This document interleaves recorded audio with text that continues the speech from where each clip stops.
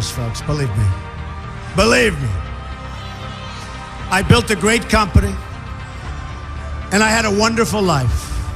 I could have enjoyed the fruits and benefit of years of successful business deals and businesses for myself and my family, instead of going through this absolute horror show of lies, deceptions, malicious attacks.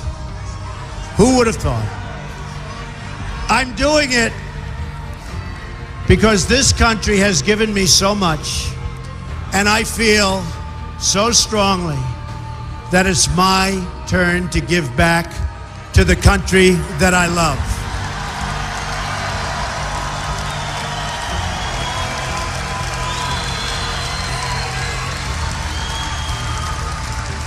Many of my friends and many political experts warned me that this campaign would be a journey to hell.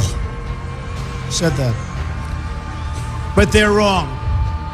It will be a journey to heaven because we will help so many people that are so desperately in need of help.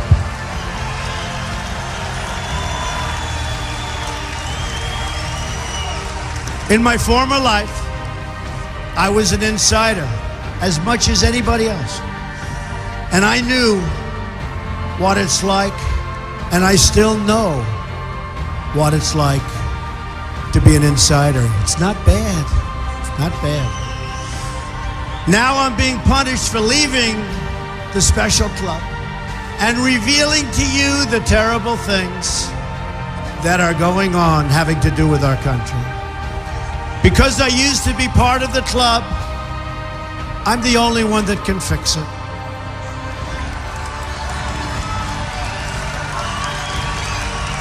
I'm doing this for the people and for the movement, and we will take back this country for you, and we will make America great again.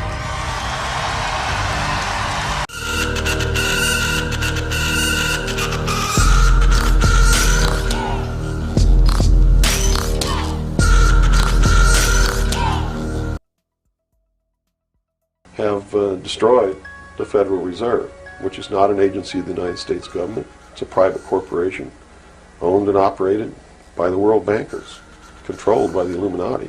And its purpose was to destroy the middle class in this country and thus our economy, and throw us at the mercy of the New World Order. No conspiracy. I mean, we talk about a conspiracy. It started out as a conspiracy. But when they say today there's no conspiracy, that's not a lie, it's the truth. They're doing it right out in the open, right under our noses, and we're too stupid to know it, to see it. So it's not a conspiracy now today, at all. It's right out in the open. They even publish their plans.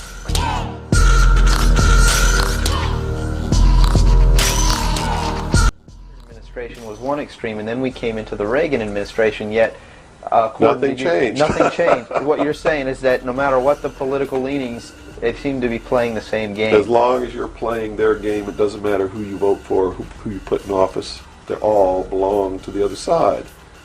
They're the pockets of the Illuminati. When you quit electing professional politicians, when you quit electing the guy who looks nice on television because he speaks good and he looks like the guy you wanted to marry or something like that, you're playing right into their hands. You know, they made it so impossible for another Abraham Lincoln to get elected to the office of president that it's a wonder that we even have a chance at all. We need to send people to Congress and to government who are going to clean house. Kick all the members of secret societies out of the bureaucracy. Lock them up. Try them for treason. Because they are traitors. So one thing that may help is term limitations. We must have term limitations, and it must be only one term. And forget all this nonsense that anybody goes to Washington and don't know what's happening. They don't know what's happening simply because they haven't taken the time as citizens to understand how our government works before they ever go to Washington. You see, it should be a process that starts in infancy and works its way up. And everybody should be taking part in the government. Now, if someone came in to office with this kind of knowledge and with this kind of intent to really push these people out, would they not be eliminated immediately? Not if they have the people behind them, because what the people would do in one fell swoop, in one election, would elect people who've never served in government before, kick the incumbents out, send citizens to Washington. And here's the way it has to be done. You know, right now, you don't even pay your congressman. You know who pays your congressman? The federal democracy of the District of Columbia. The federal government pays your congressman, who's supposed to be representing your state and you. The federal government is a foreign country to your state. Why should he represent you? Well, this is a crazy time, isn't it? But this is, after all, an opinion and advocacy show, and so here we go. A few thoughts now on why some GOP elites and establishment types are having a little trouble with a successful businessman, Donald Trump, as their party's nominee. First, he is the only presidential nominee ever who's never before been in public or military service, who has never sought any other elective office. And he was once, yes, a playboy billionaire, the opposite of most politicians these days. He made his money before, not after seeking office. The opposite of reserved and generally guarded business leaders, and because of his very public life for decades, he's been a media darling for decades.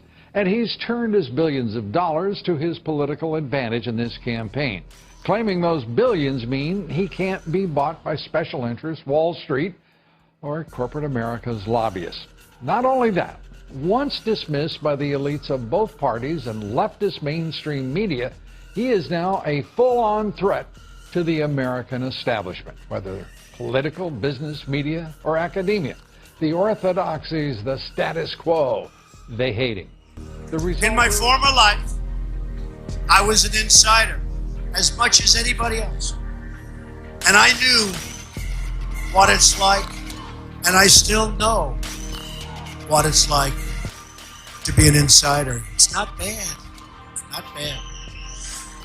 Now I'm being punished for leaving the special club and revealing to you the terrible things that are going on having to do with our country. World political power is right here in America, and it is our corrupt political establishment that is the greatest power behind the efforts at radical globalization and the disenfranchisement of working people. Their financial resources are virtually unlimited. Their political resources are unlimited. Their media resources are unmatched. And most importantly, the depths of their immorality is absolutely unlimited. They will allow radical Islamic terrorists to enter our country by the thousands. They will allow the great Trojan horse, and I don't want people looking back in 100 years and 200 years and have that story be told about us, because we were led by inept, incompetent, and corrupt people like Barack Obama and like Hillary Clinton. We don't want to be part of that history.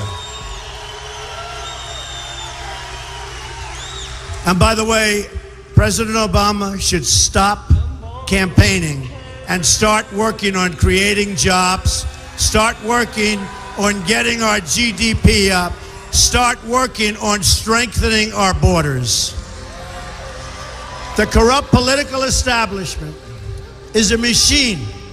It has no soul. I knew these false attacks would come. I knew this day would arrive. It's only a question of when.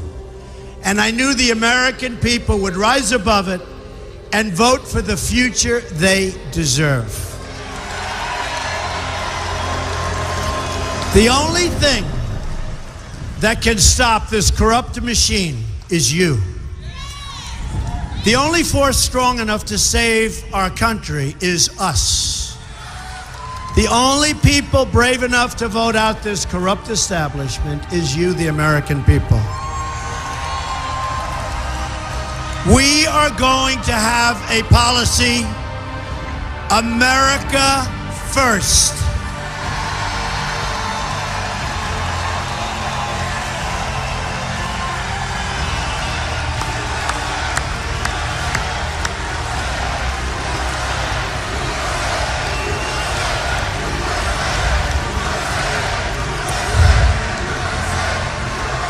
They control, incredibly, the Department of Justice. The Attorney General, just prior to making a decision over whether or not to prosecute Hillary Clinton, okay? That's what happened. That's called real life, and that's pretty sad. They met for 39 minutes. Remember, he said, we talked golf, and we talked about our grandchildren. 3 minutes for the grandchildren, 2 minutes for the golf. Then they sat there and they twiddled their thumbs. No, I believe they talked about her remaining in her position under a crooked Hillary Clinton administration. That's what I believe. That's what I believe, folks. That's what I believe. So many other things. I think they get it very well, and it's driving the other side crazy. But we all had to endure, remember? How many times did you hear for months and months, there is no way to 270? You know what that means, right? There is no way to 270. They couldn't get me there. We might as well have just given up. But there wasn't any way to 270. In fact, I actually went up to Maine to get one, and I did win the one, but we didn't need the one. We won Maine. We won our half of Maine. Remember, you have Nebraska. We won both in Nebraska. We won the half we had to win in Maine. So we got the one, but we didn't need the one because we didn't get 270. We got 306 to 223. 223, 306.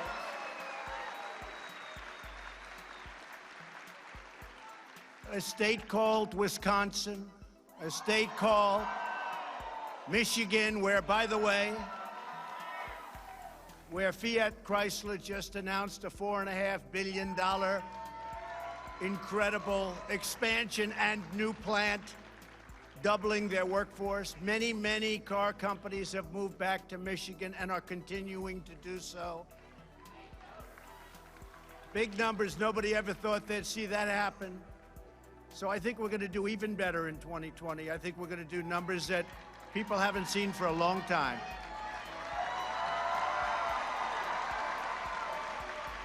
The men and women here today are on the front lines of protecting America's interest, defending America's value, and reclaiming our nation's priceless heritage. It's true. With your help, we are reversing decades of blunders and betrayals. These are serious, serious betrayals to our nation and to everything we stand for. It's been done by the failed ruling class that enriched foreign countries at our expense. It wasn't America first. In many cases, it was America last. Those days are over, long over.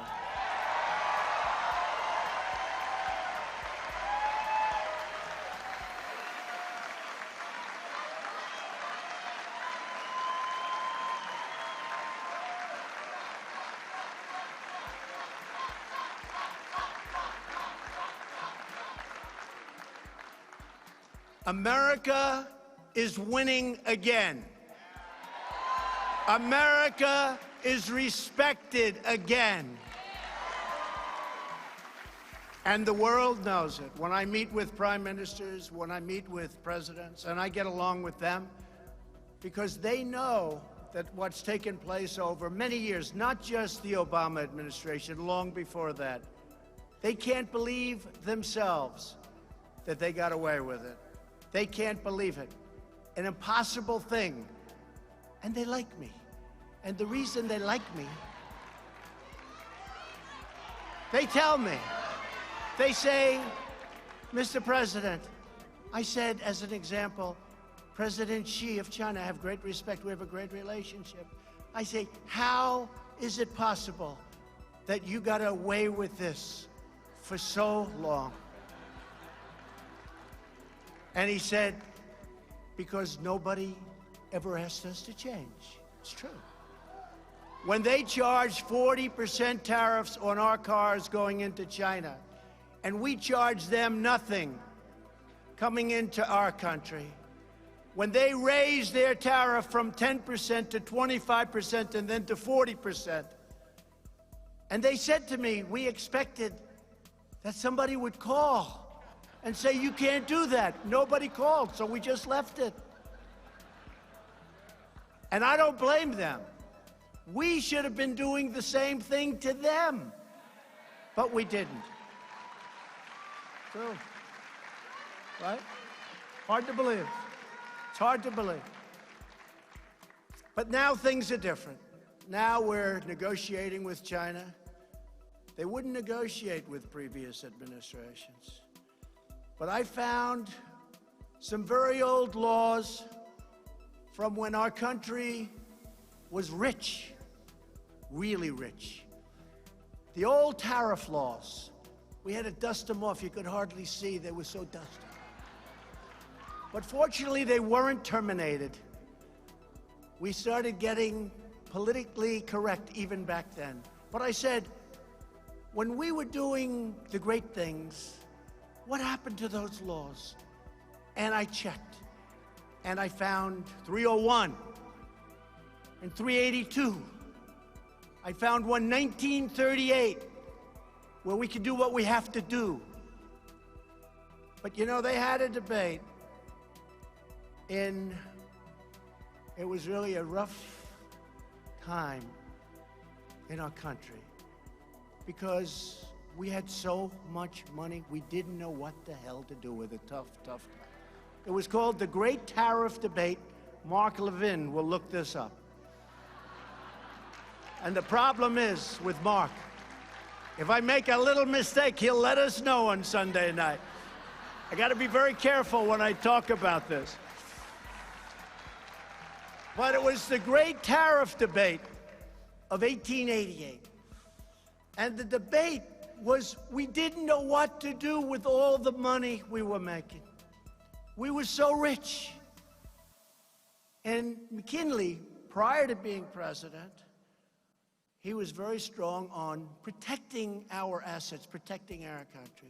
And he made statements that others cannot come into our country and steal our wealth and steal our jobs and build their country and not defend our country. We can't do that. We can't ever allow that to happen.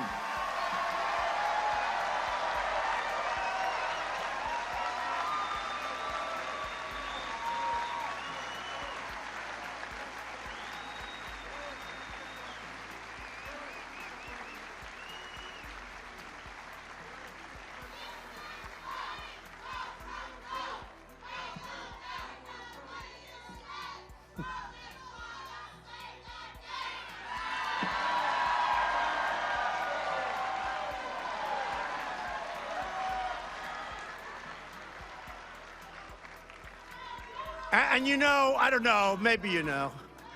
You know, I'm totally off script, right? Thank you, darling. You know I'm totally off script right now. And this is how I got elected, by being off script.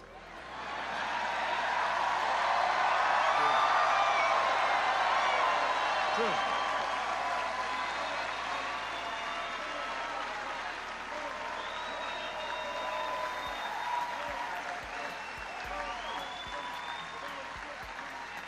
And if we don't go off script, our country's in big trouble, folks, because we have to get it back. And when I look at what's happening on the other side, I encourage it. I say, no, I think the New Green Deal, or whatever the hell they call it,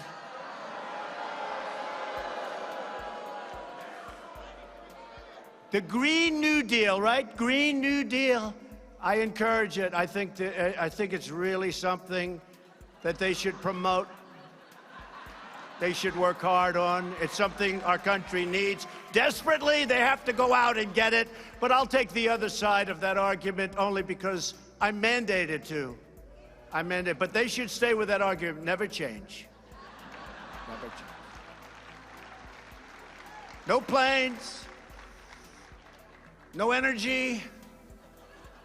When the wind stops blowing, that's the end of your electric. Let's hurry up. Darling? Darling, is the wind blowing today? I'd like to watch television, darling.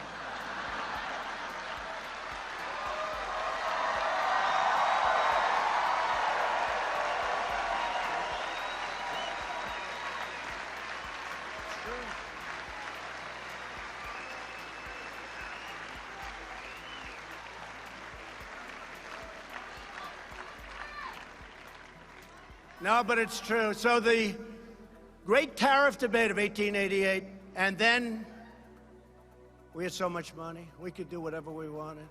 We built forces up that were incredible. Then in 1913, they ended tariffs, okay? They ended tariffs. Somebody got stupid, and they ended tariffs. They said, oh, it's okay for other nations to come in. I won't use a certain word because it's not politically, but everybody knows the word I'd love to use. Should I use it? I won't do it. Our great First Lady always said, don't use certain words, please. I say, but the audience wanted me to do it. She said, don't do it.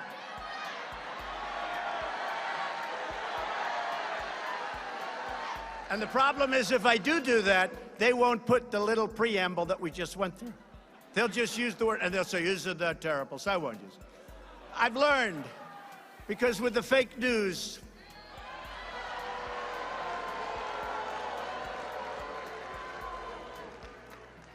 if you tell a joke, if you're sarcastic, if you're having fun with the audience, if you're in live television with millions of people and 25,000 people in an arena, and if you say something like, Russia, please, if you can, get us Hillary Clinton's emails. Please, Russia, please.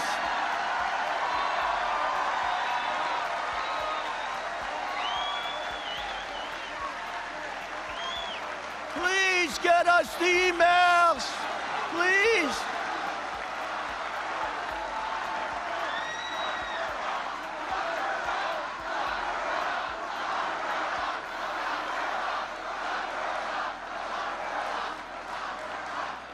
So everybody's having a good time. I'm laughing. We're all having fun.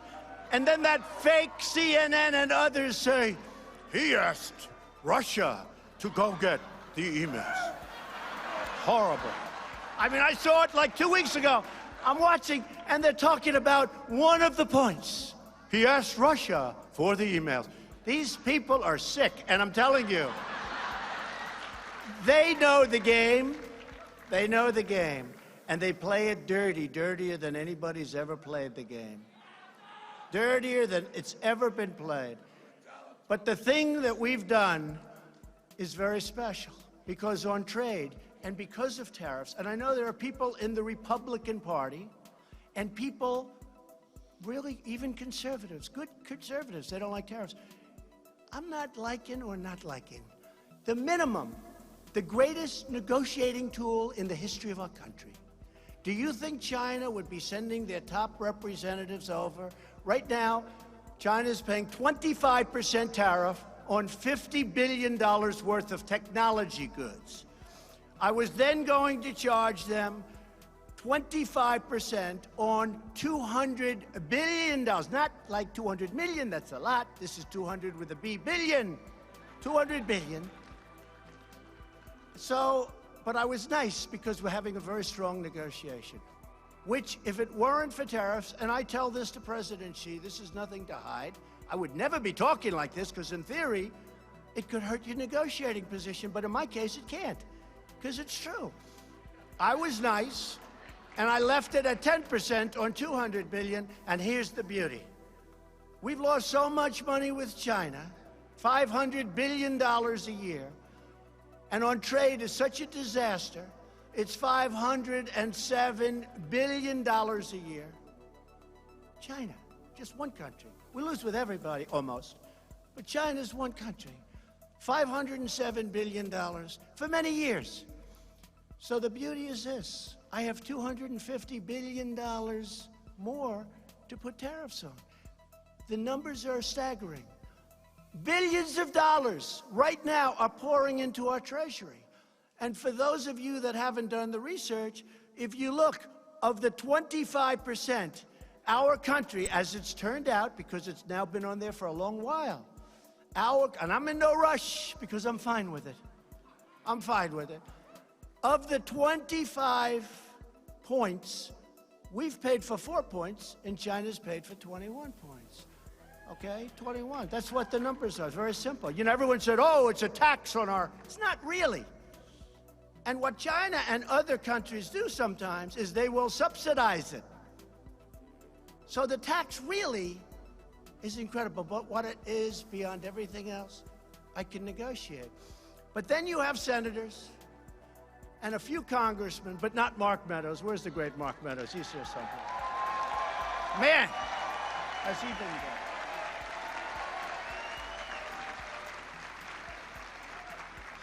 Mark and Jim Jordan, and I want to name every one of those couple of hundred people, because we do have a lot.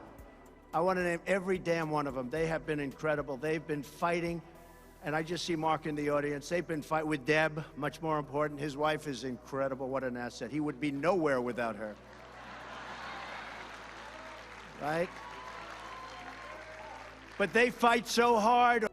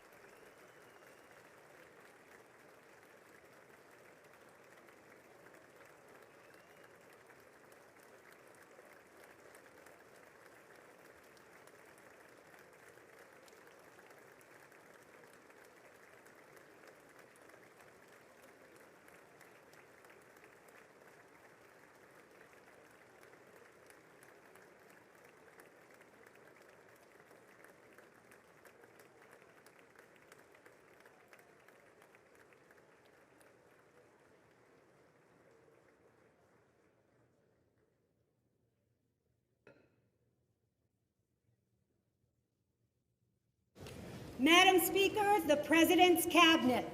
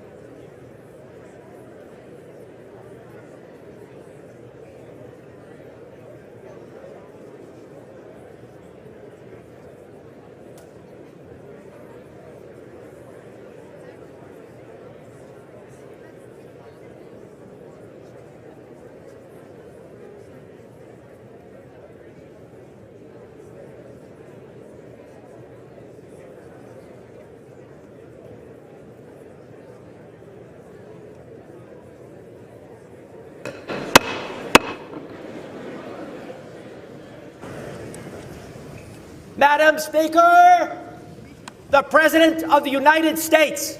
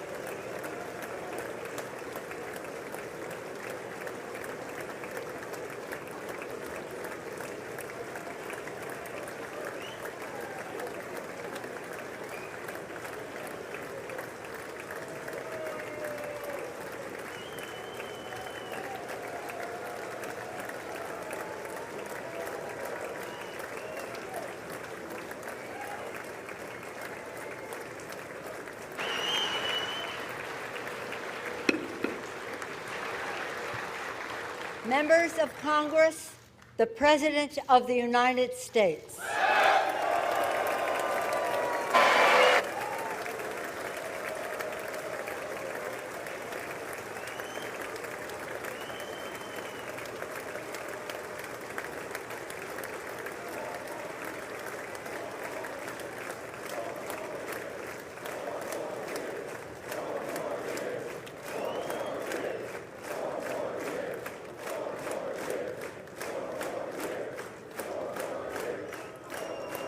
Thank you very much. Thank you. Thank you very much. Madam Speaker, Mr. Vice President, members of Congress, the First Lady of the United States,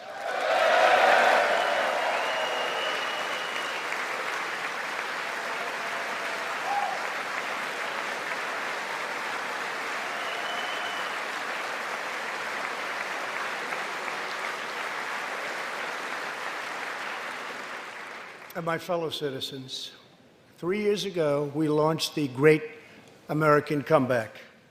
Tonight, I stand before you to share the incredible results. Jobs are booming, incomes are soaring, poverty is plummeting, crime is falling, confidence is surging, and our country is thriving and highly respected again.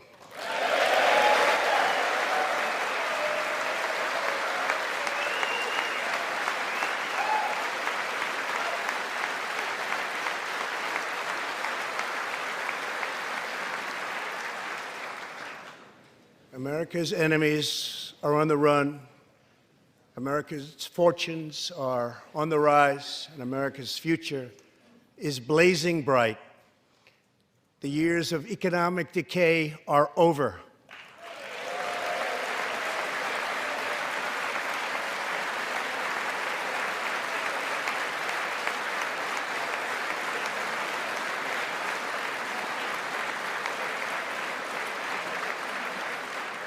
The days of our country being used, taken advantage of, and even scorned by other nations are long behind us.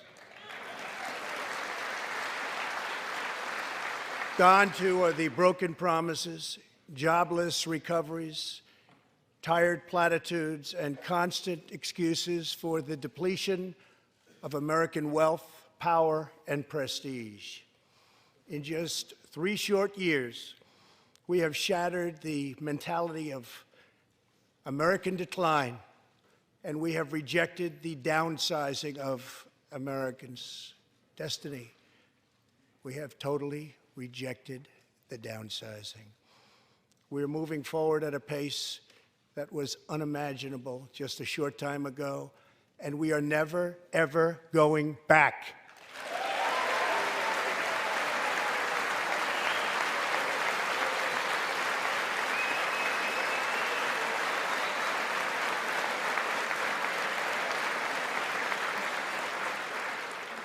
I am thrilled to report to you tonight that our economy is the best it has ever been. Our military is completely rebuilt, with its power being unmatched anywhere in the world, and it's not even close. Our borders are secure. Our families are flourishing. Our values are renewed. Our pride is restored. And for all of these reasons, I say to the people of our great country, and to the members of Congress, the state of our union is stronger than ever before.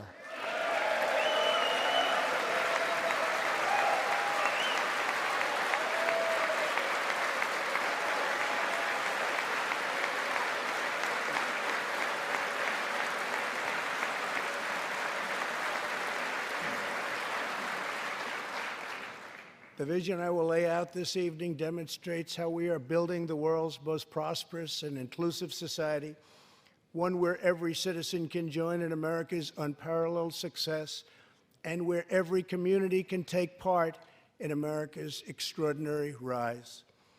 From the instant I took office, I moved rapidly to revive the U.S. economy, slashing a record number of job-killing regulations, enacting historic and record-setting tax cuts, and fighting for fair and reciprocal trade agreements.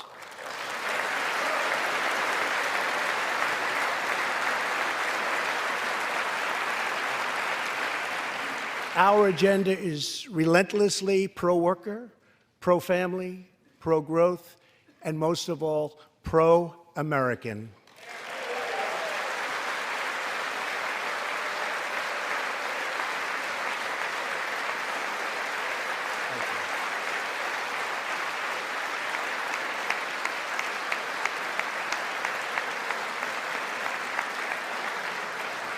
Thank you. We are advancing with unbridled optimism and lifting our citizens of every race, color, religion, and creed very, very high. Since my election, we have created 7 million new jobs, 5 million more than government experts projected during the previous administration.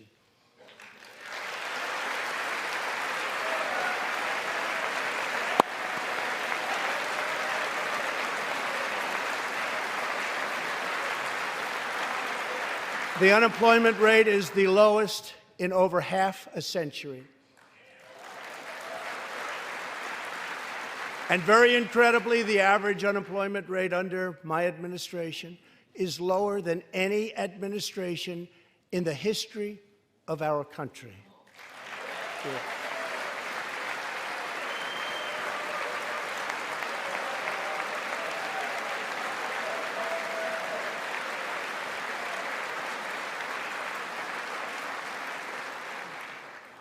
If we hadn't reversed the failed economic policies of the previous administration, the world would not now be witnessing this great economic success.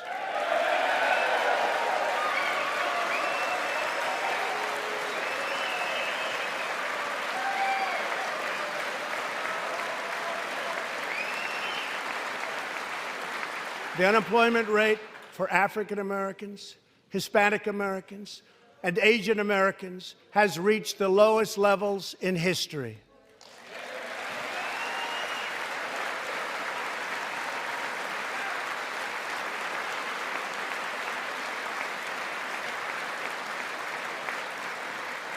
African American youth unemployment has reached an all-time low. African American poverty has declined to the lowest rate ever recorded. The unemployment rate for women reached the lowest level in almost 70 years, and last year women filled 72% of all new jobs added.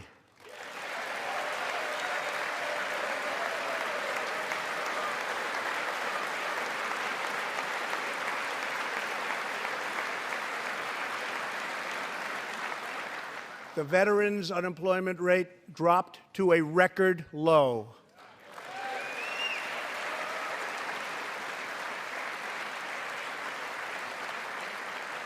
The unemployment rate for disabled Americans has reached an all-time low.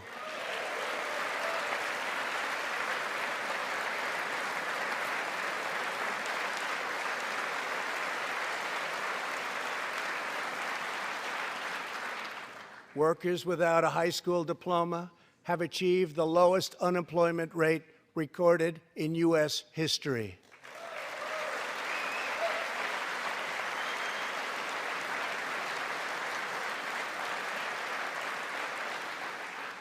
A record number of young Americans are now employed. Under the last administration, more than 10 million people were added to the food stamp rolls. Under my administration, 7 million Americans have come off food stamps, and 10 million people have been lifted off of welfare.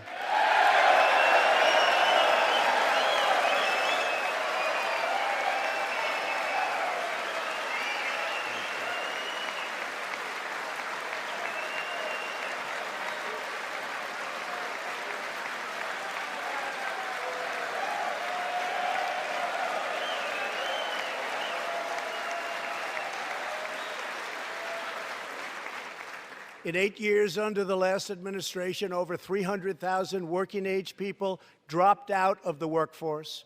In just 3 years of my administration, 3.5 million people, working-age people, have joined the workforce.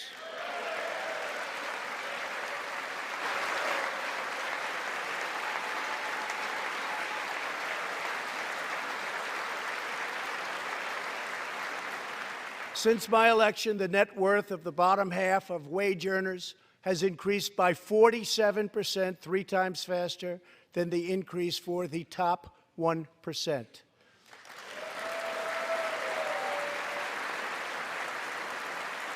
After decades of flat and falling incomes, wages are rising fast, and wonderfully, they are rising fastest for low-income workers who have seen a 16% pay increase since my election.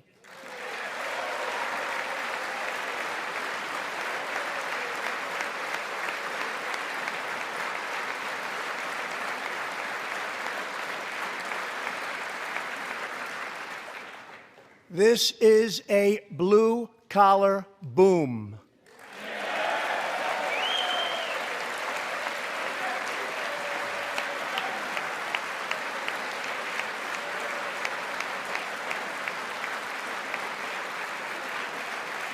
Real median household income is now at the highest level ever recorded. Since my election, U.S. stock markets have soared 70%, adding more than $12 trillion to our nation's wealth, transcending anything anyone believed was possible. This is a record. It is something that every country in the world is looking up to. They admire.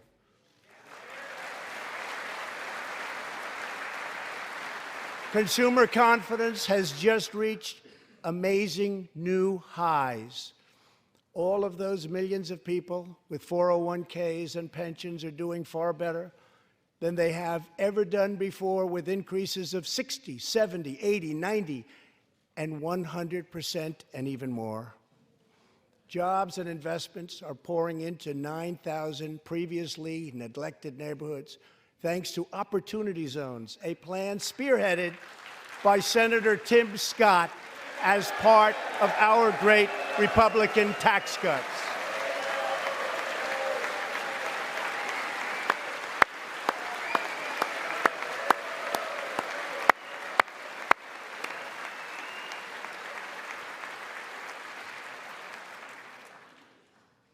In other words, wealthy people and companies are pouring money into poor neighborhoods or areas that haven't seen investment in many decades, creating jobs, energy, and excitement.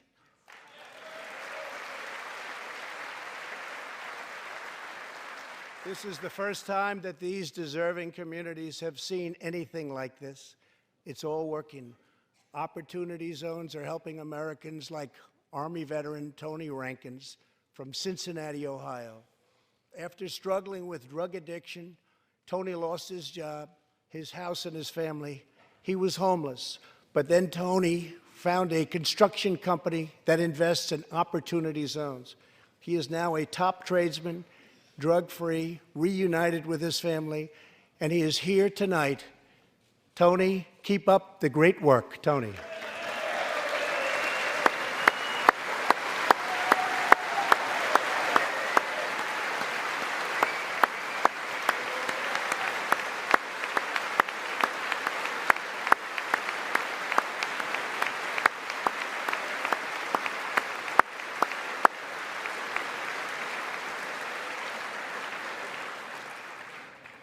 Thank you, Tony. Our roaring economy has, for the first time ever, given many former prisoners the ability to get a great job and a fresh start. This second chance at life is made possible because we passed landmark criminal justice reform into law. Everybody said that criminal justice reform couldn't be done, but I got it done, and the people in this room got it done.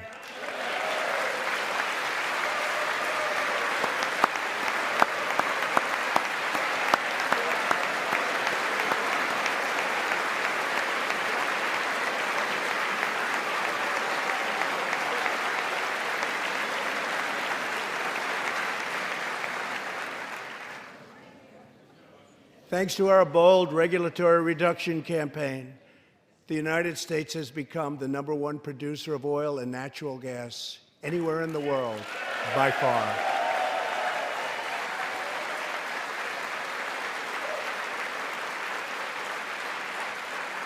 With the tremendous progress we have made over the past 3 years, America is now energy independent, and energy jobs, like so many other elements of our country, are at a record high.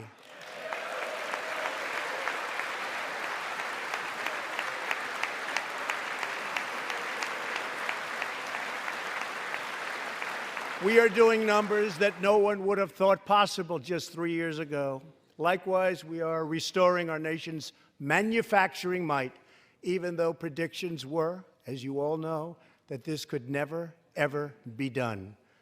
After losing 60,000 factories under the previous 2 administrations, America has now gained 12,000 new factories under my administration, with thousands upon thousands of plants and factories being planned or being built.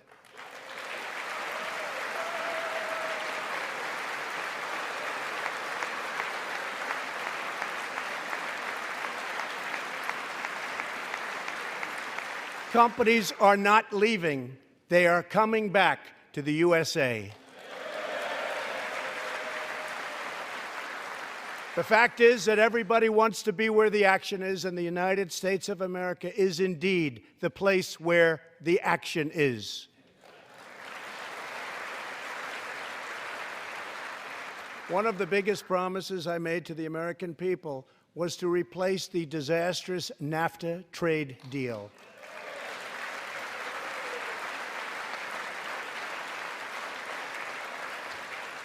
In fact, unfair trade is perhaps the single biggest reason that I decided to run for president. Following NAFTA's adoption, our nation lost 1 in 4 manufacturing jobs. Many politicians came and went, pledging to change or replace NAFTA, only to do so, and then absolutely nothing happened. But unlike so many who came before me, I keep my promises. We did our job.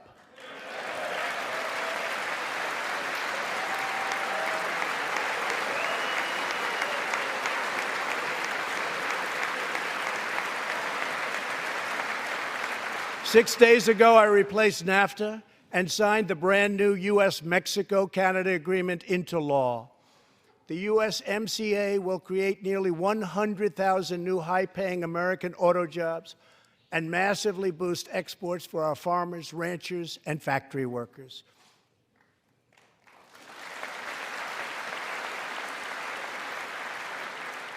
It will also bring trade with Mexico and Canada to a much higher level, but also to be a much greater degree of fairness and reciprocity. We will have that fairness and reciprocity, and I say that finally because it's been many, many years that we were treated fairly on trade.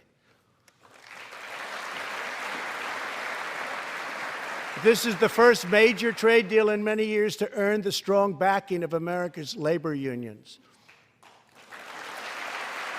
I also promised our citizens that I would impose tariffs to confront China's massive theft of America's jobs. Our strategy has worked. Days ago, we signed the groundbreaking new agreement with China that will defend our workers, protect our intellectual property, bring billions and billions of dollars into our treasury, and open vast new markets for products made and grown right here in the USA.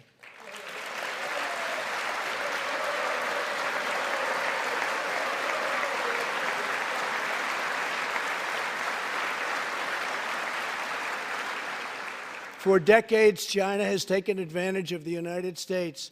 Now we have changed that.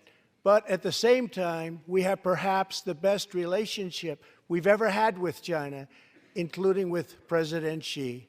They respect what we've done because, quite frankly, they could never really believe that they were able to get away with what they were doing year after year, decade after decade, without someone in our country stepping up and saying, "That's enough."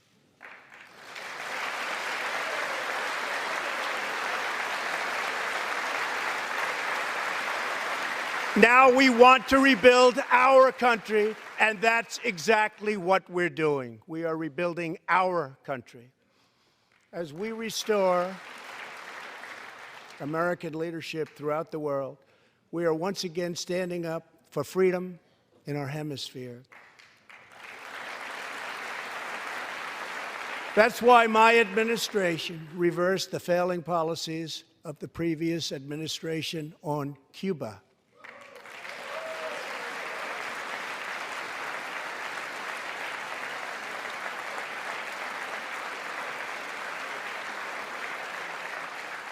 We are supporting the hopes of Cubans, Nicaraguans, and Venezuelans to restore democracy. The United States is leading a 59-nation diplomatic coalition against the socialist dictator of Venezuela, Nicolas Maduro.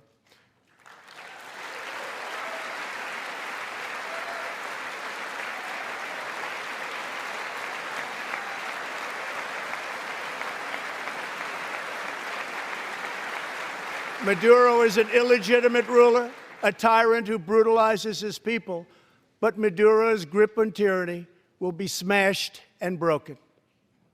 Here this evening is a very brave man who carries with him the hopes, dreams, and aspirations of all Venezuelans. Joining us in the gallery is the true and legitimate president of Venezuela, Juan Guaido. Mr. President, please take this message back to your family.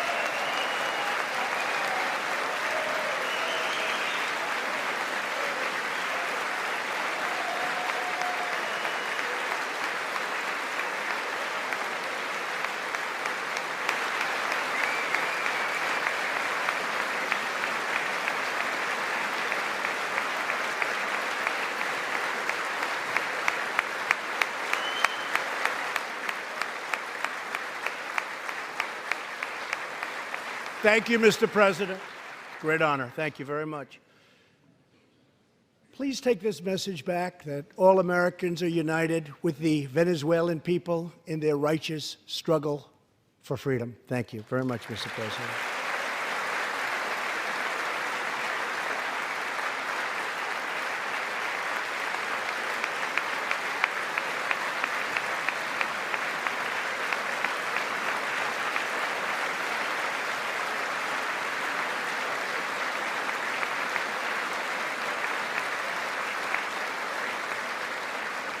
Thank you very much. Socialism destroys nations, but always remember, freedom unifies the soul.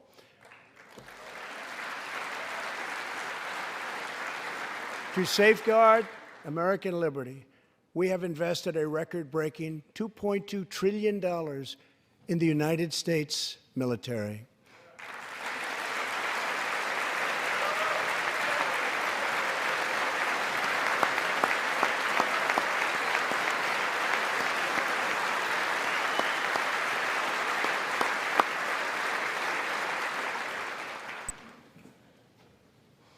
We have purchased the finest planes, missiles, rockets, ships, and every other form of military equipment, and it's all made right here in the USA.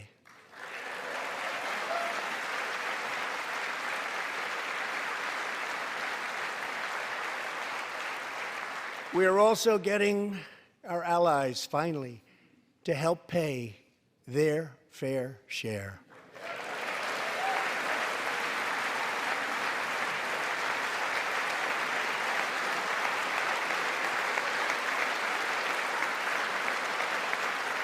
I have raised contributions from other NATO members by more than $400 billion, and the number of allies meeting their minimum obligations has more than doubled. And just weeks ago, for the first time since President Truman established the Air Force, more than 70 years earlier, we created a brand new branch of the United States Armed Forces. It's called the Space Force. Very important.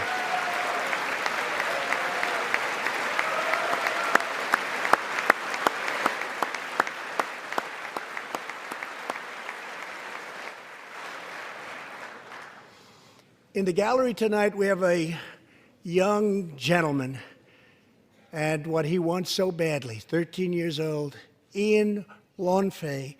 He's an 8th grader from Arizona. Ian, please stand up. Ian has always dreamed of going to space. He was the first in his class and among the youngest at an aviation academy. He aspires to go to the Air Force Academy, and then he has his eye on the Space Force. As Ian says, most people look up at space. I want to look down on the world.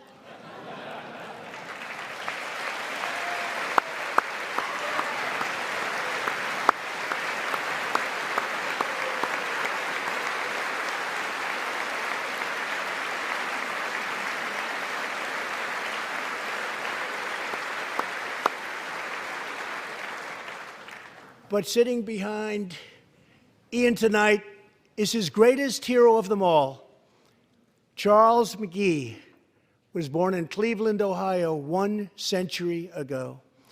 Charles is one of the last surviving Tuskegee Airmen, the first black fighter pilots, and he also happens to be Ian's great-grandfather.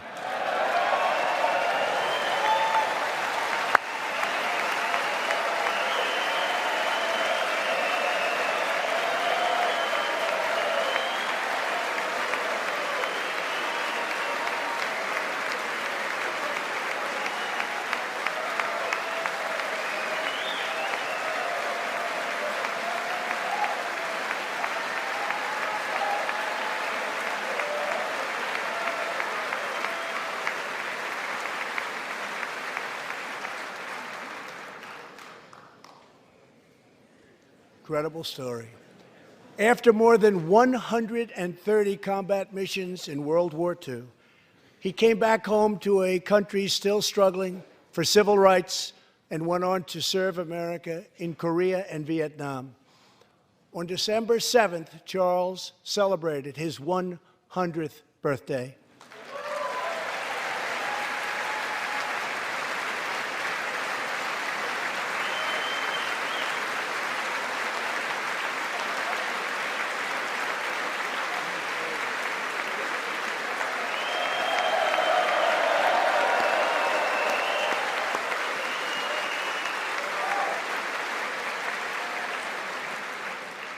A few weeks ago, I signed a bill promoting Charles McGee to Brigadier General, and earlier today, I pinned the stars on his shoulders in the Oval Office.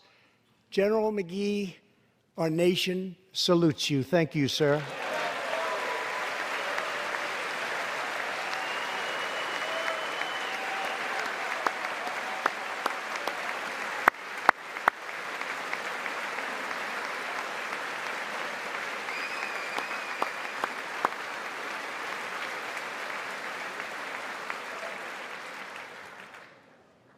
From the Pilgrims to the founders, from the soldiers at Valley Forge to the marchers at Selma, and from President Lincoln to the Reverend Martin Luther King, Americans have always rejected limits on our children's future.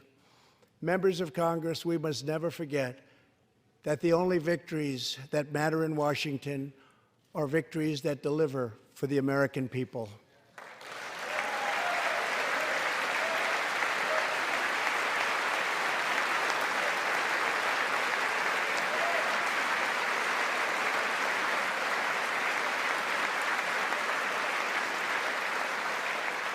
The people are the heart of our country.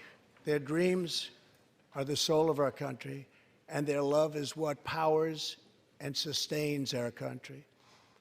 We must always remember that our job is to put America first.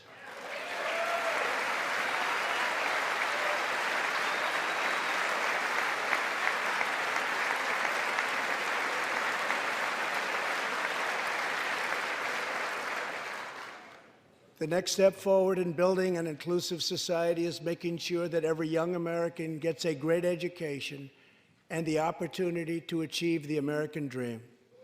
Yet for too long, countless American children have been trapped in failing government schools. To rescue these students, 18 states have created school choice in the form of opportunity scholarships.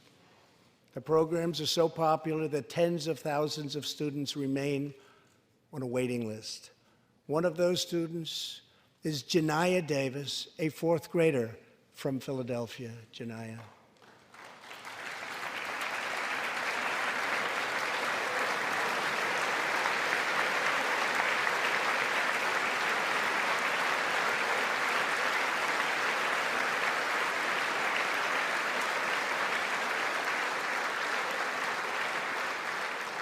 Janiyah's mom, Stephanie, is a single parent. She would do anything to give her daughter a better future. But last year, that future was put further out of reach when Pennsylvania's governor vetoed legislation to expand school choice to 50,000 children. Janiyah and Stephanie are in the gallery.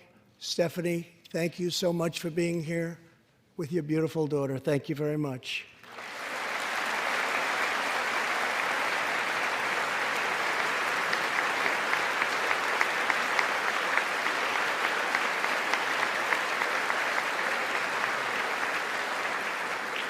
But Janiyah, I have some good news for you, because I am pleased to inform you that your long wait is over.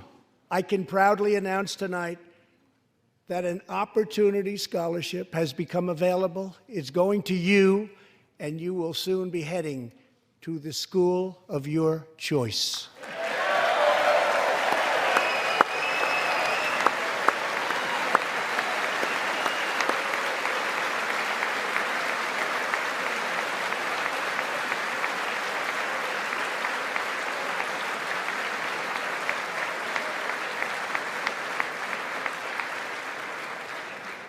Now I call on Congress to give 1 million American children the same opportunity Janiyah has just received.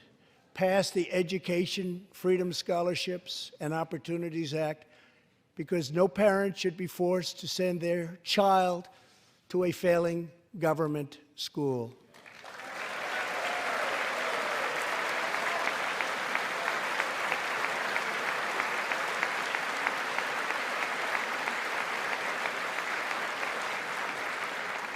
Every young person should have a safe and secure environment in which to learn and to grow. For this reason, our magnificent First Lady has launched the Be Best initiative to advance a safe, healthy, supportive, and drug-free life for the next generation, online, in school, and in our communities. Thank you, Melania, for your extraordinary love and profound care for America's children. Thank you very much.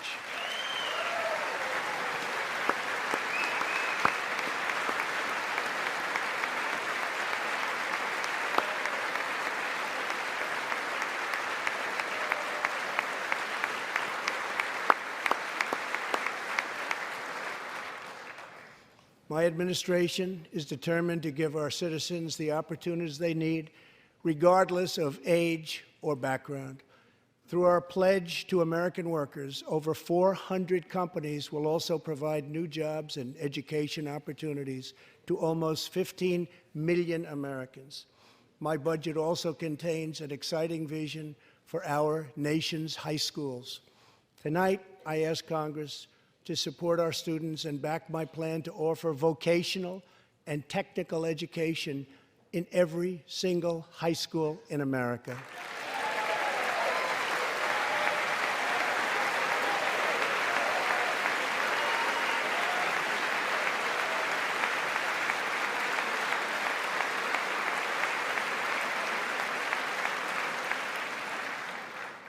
To expand equal opportunity, I am also proud that we achieved record and permanent funding for our nation's historically black colleges and universities.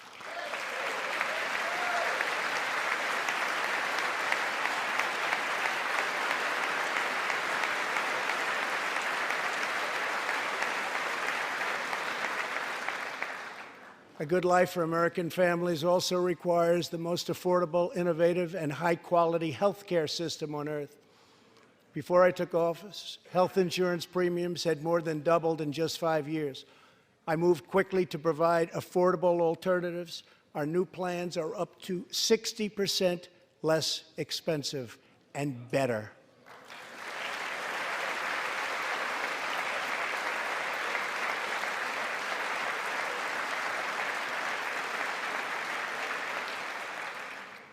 I've also made an ironclad pledge to American families. We will always protect patients with pre-existing conditions.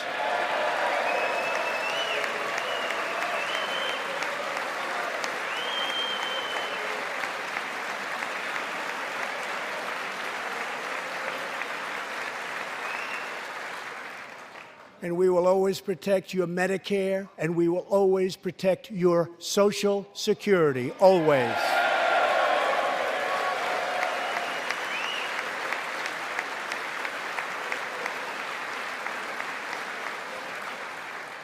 The American patient should never be blindsided by medical bills. That is why I signed an executive order requiring price transparency.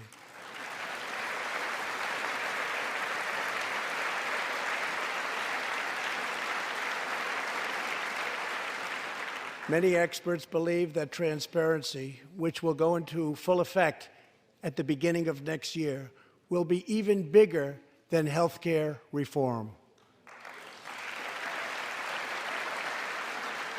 It will save families massive amounts of money for substantially better care. But as we work to improve Americans' health care, there are those who want to take away your health care, take away your doctor, and abolish private insurance entirely. 132 lawmakers in this room have endorsed legislation to impose a socialist takeover of our health care system, wiping out the private health insurance plans of 180 million very happy Americans. To those watching at home tonight, I want you to know we will never let socialism destroy American health care.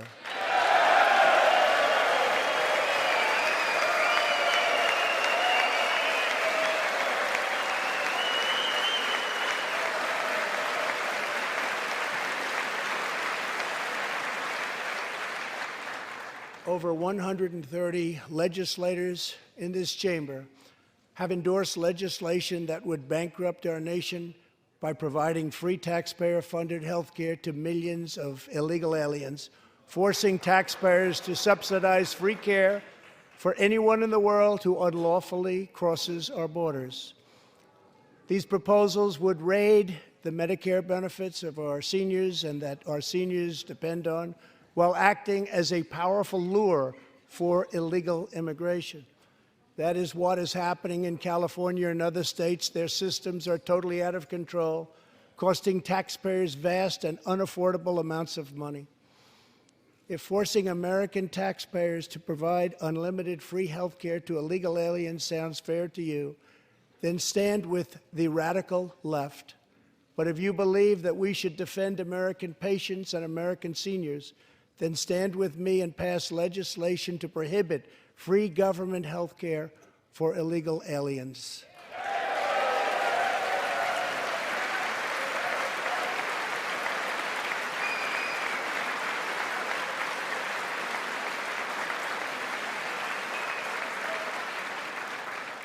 This will be a tremendous boon to our already very strongly guarded southern border, where, as we speak, a long, tall, and very powerful wall is being built.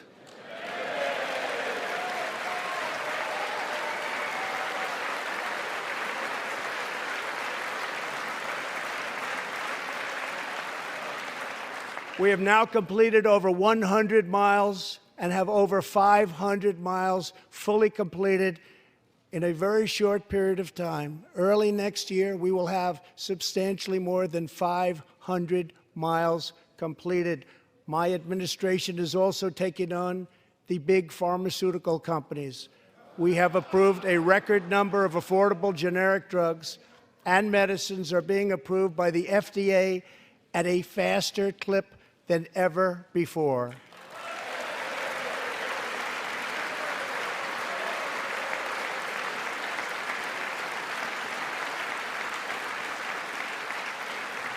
And I was pleased to announce last year that for the first time in 51 years, the cost of prescription drugs actually went down.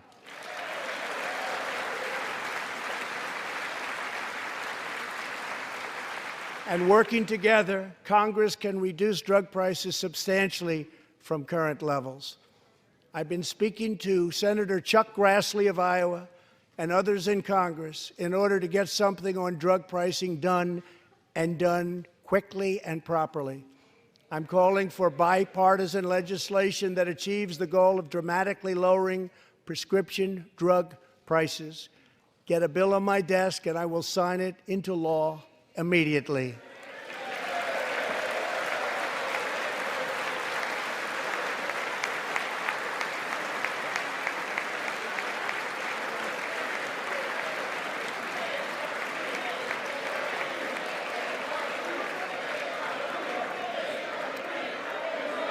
With unyielding commitment, we are curbing the opioid epidemic. Drug overdose deaths declined for the first time in nearly 30 years.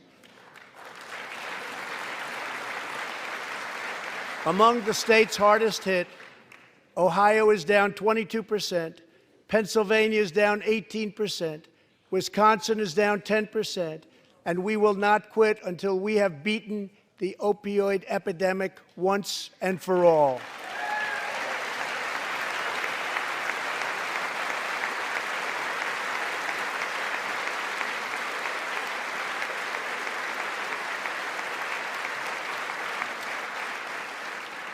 Protecting Americans' health also means fighting infectious diseases. We are coordinating with the Chinese government and working closely together on the coronavirus outbreak in China. My administration will take all necessary steps to safeguard our citizens from this threat. We have launched ambitious new initiatives to substantially improve care for Americans with kidney disease, Alzheimer's, and those struggling with mental health. And because Congress was so good as to fund my request, new cures for childhood cancer, and we will eradicate the AIDS epidemic in America by the end of this decade.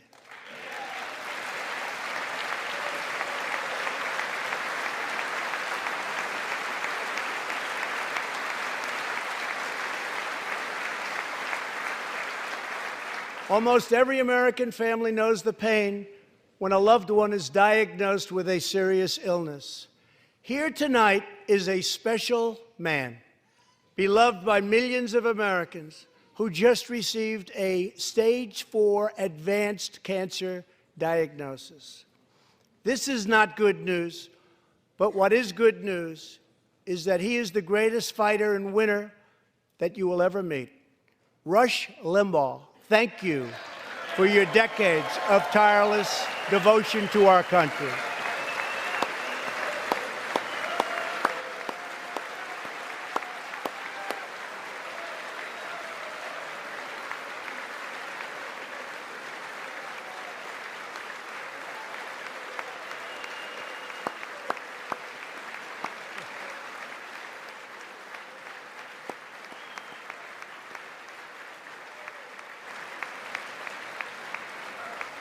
And Rush, in recognition of all that you have done for our nation, the millions of people a day that you speak to and that you inspire, and all of the incredible work that you have done for charity, I am proud to announce tonight that you will be receiving our country's highest civilian honor, the Presidential Medal of Freedom.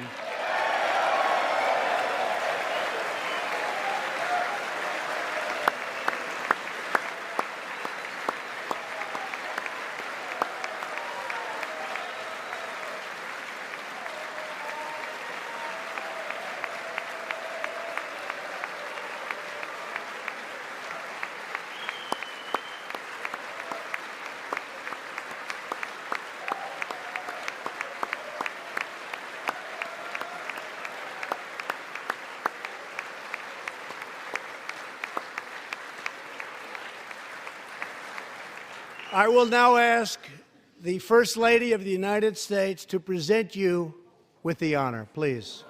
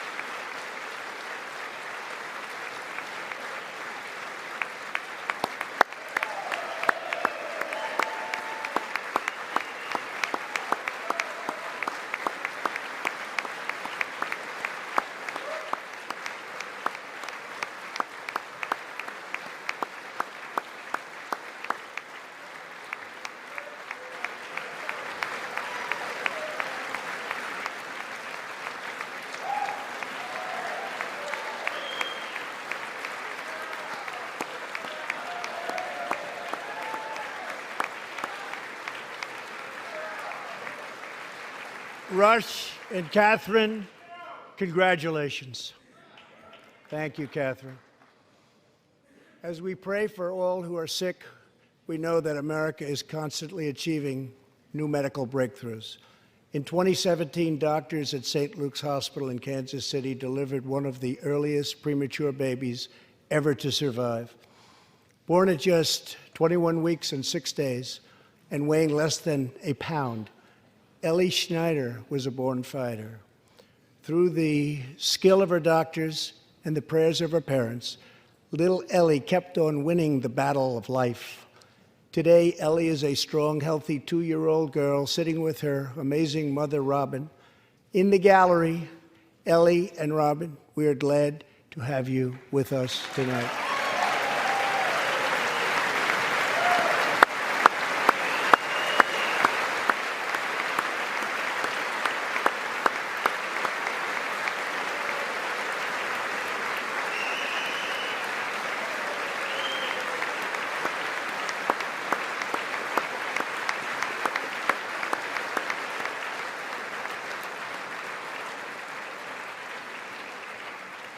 Ellie reminds us that every child is a miracle of life. And thanks to modern medical wonders, 50% of very premature babies delivered at the hospital where Ellie was born now survive. It's an incredible thing. Thank you very much. Our goal should be to ensure that every baby has the best chance to thrive and grow just like Ellie. That is why I'm asking Congress to provide an additional $50 million to fund neonatal research for America's youngest patients.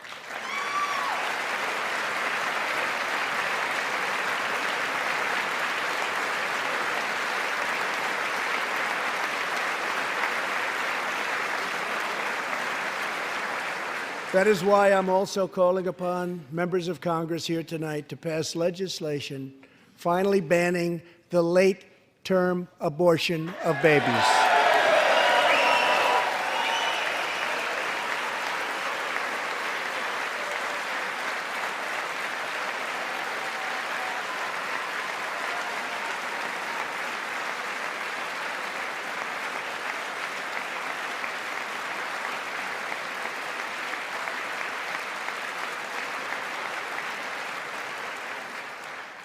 Whether we are Republican, Democrat, or Independent, surely we must all agree that every human life is a sacred gift from God.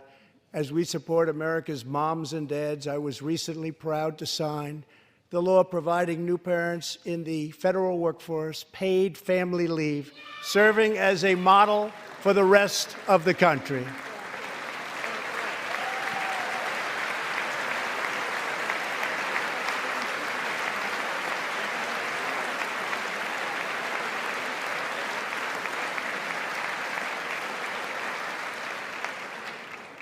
Now I call on Congress to pass the bipartisan Advancing Support for Working Families Act, extending family leave to mothers and fathers all across our nation.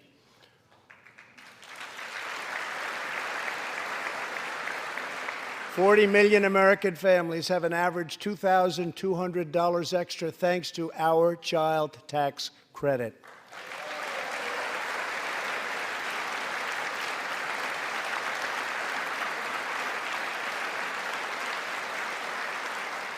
I've also overseen historic funding increases for high-quality child care, enabling 17 states to help more children, many of which have reduced or eliminated their wait lists altogether.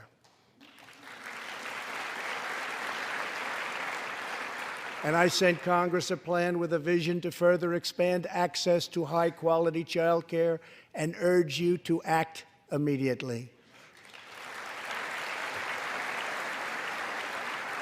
To protect the environment, days ago, I announced that the United States will join the 1 Trillion Trees Initiative, an ambitious effort to bring together government and private sector to plant new trees in America and all around the world.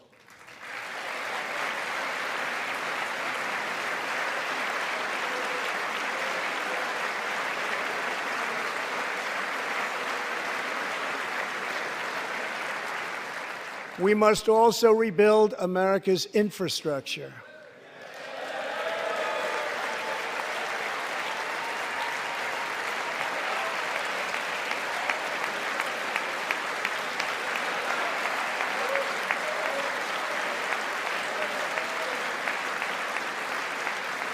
I ask you to pass Senator John Barrasso's highway bill to invest in new roads, bridges, and tunnels all across our land.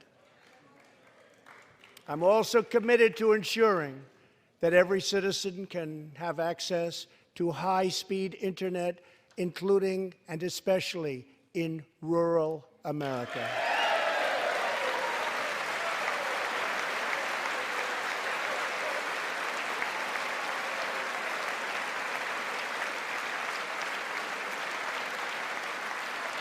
A better tomorrow for all Americans also requires us to keep America safe. That means supporting the men and women of law enforcement at every level, including our nation's heroic ICE officers.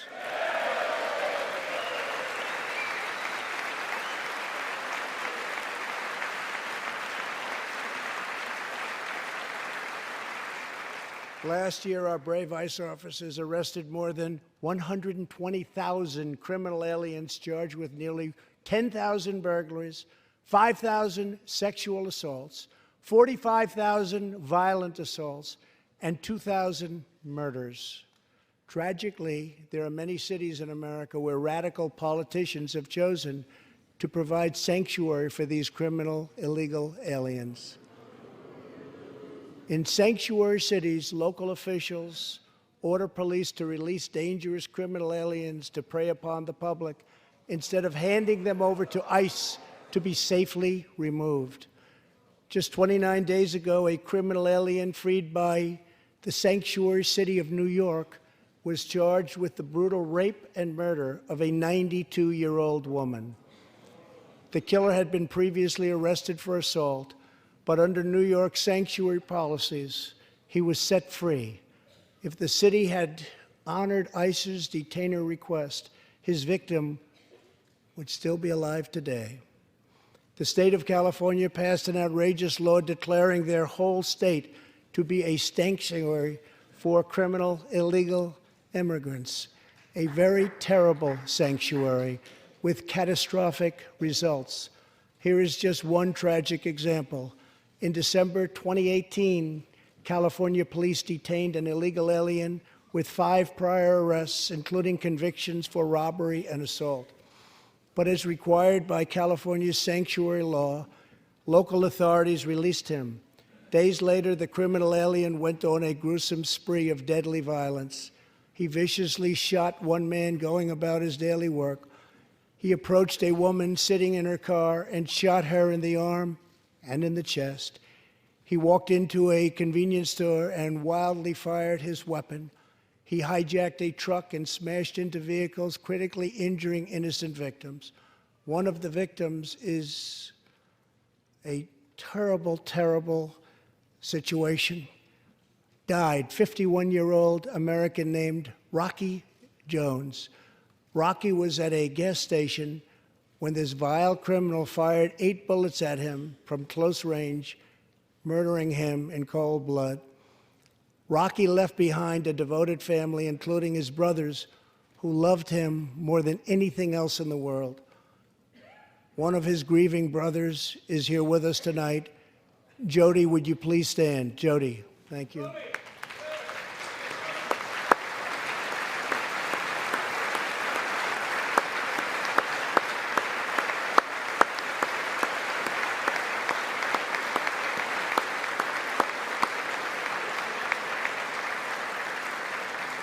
Jody, our hearts weep for your loss, and we will not rest until you have justice.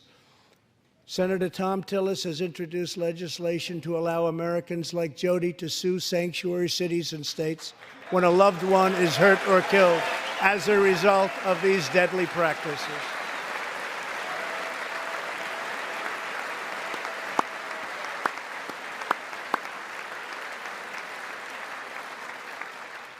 I ask Congress to pass the Justice for Victims of Sanctuary Cities Act immediately. The United States of America should be a sanctuary for law-abiding Americans, not criminal aliens.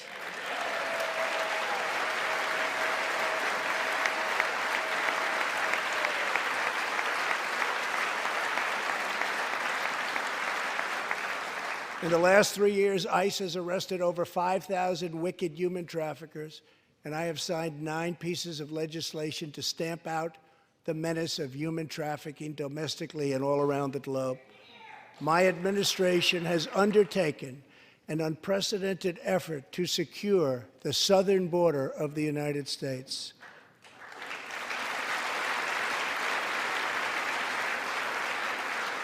Before I came into office, if you showed up illegally on our southern border and were arrested, you were simply released and allowed into our country, never to be seen again. My administration has ended catch and release.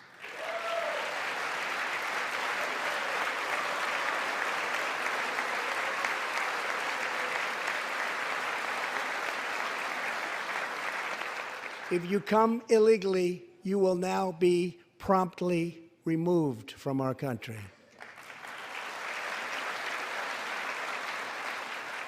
Very importantly, we entered into historic cooperation agreements with the governments of Mexico, Honduras, El Salvador, and Guatemala. As a result of our unprecedented efforts, illegal crossings are down 75% since May, dropping 8 straight months in a row.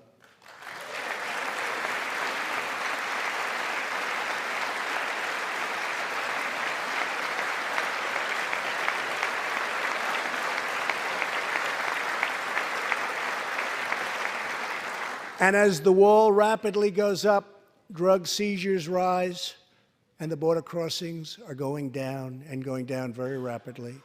Last year, I traveled to the border in Texas and met Chief Patrol Agent Raul Ortiz. Over the last 24 months, Agent Ortiz and his team have seized more than 200,000 pounds of poisonous narcotics, arrested more than 3,000 human smugglers, and rescued more than 2,000 migrants.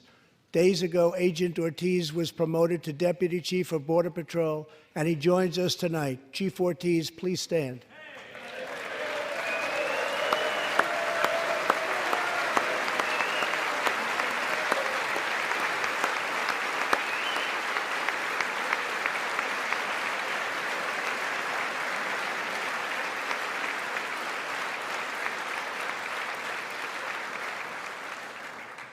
A grateful nation thanks you and all of the heroes of Border Patrol and ICE. Thank you very much. Thank you.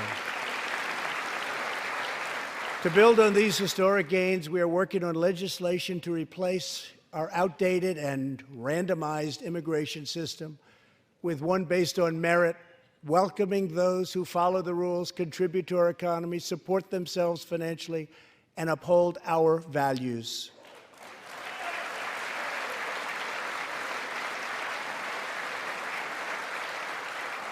With every action, my administration is restoring the rule of law and reasserting the culture of American freedom.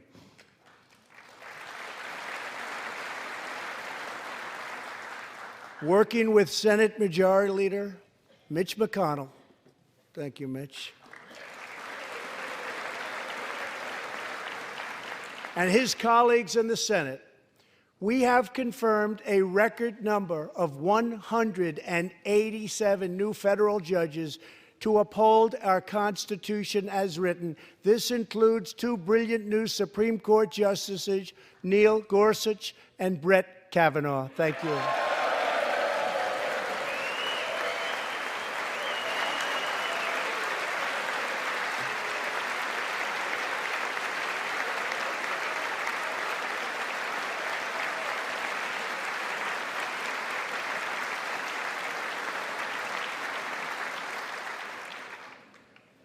And we have many in the pipeline.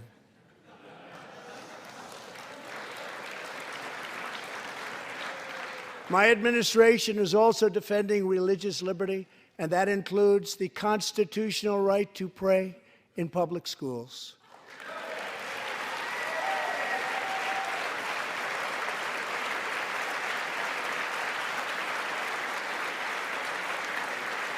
In America, we don't punish prayer. We don't tear down crosses. We don't ban symbols of faith. We don't muzzle preachers and pastors. In America, we celebrate faith. We cherish religion. We lift our voices in prayer, and we raise our sights to the glory of God. Just as we believe in the First Amendment, we also believe in another constitutional right that is under siege all across our country. So long as I am president, I will always protect your Second Amendment right to keep and bear arms.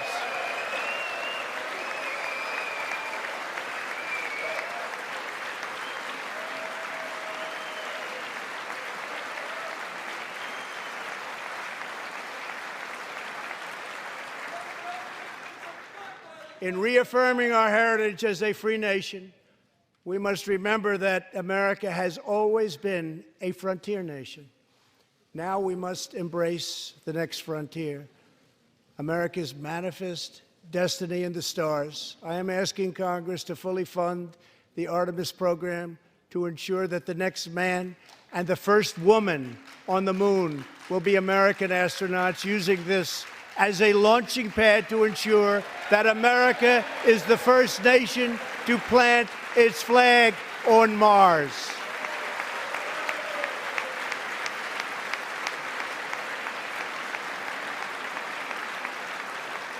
My administration is also strongly defending our national security and combating radical Islamic terrorism.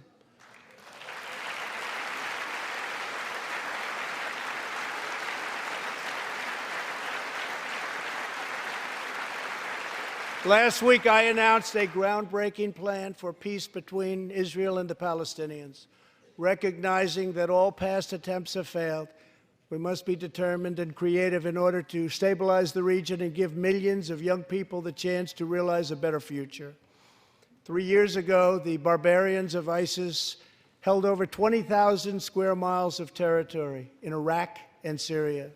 Today, the ISIS territorial caliphate has been 100% destroyed, and the founder and leader of ISIS, the bloodthirsty killer known as al-Baghdadi, is dead.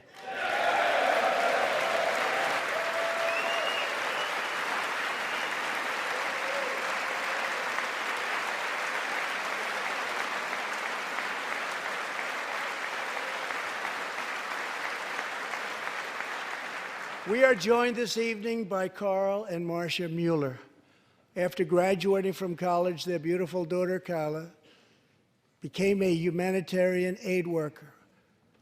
She once wrote, "Some people find God in church, some people find God in nature, some people find God in love. I find God in suffering. I've known for some time what my life's work is, using my hands as tools to relieve suffering."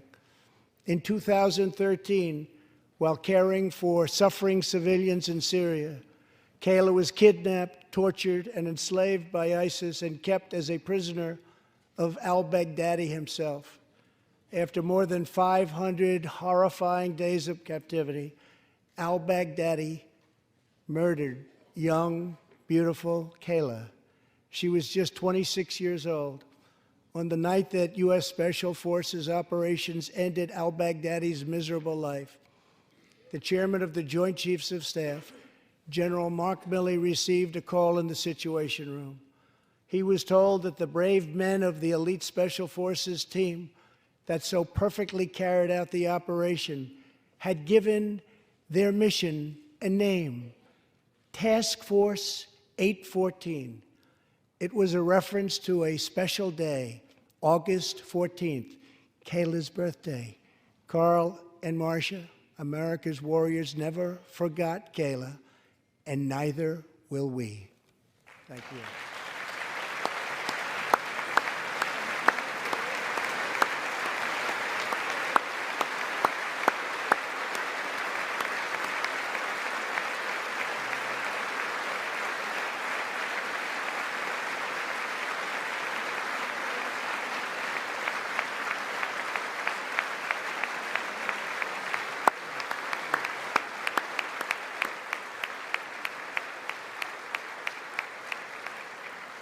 Every day, America's men and women in uniform demonstrate the infinite depth of love that dwells in the human heart.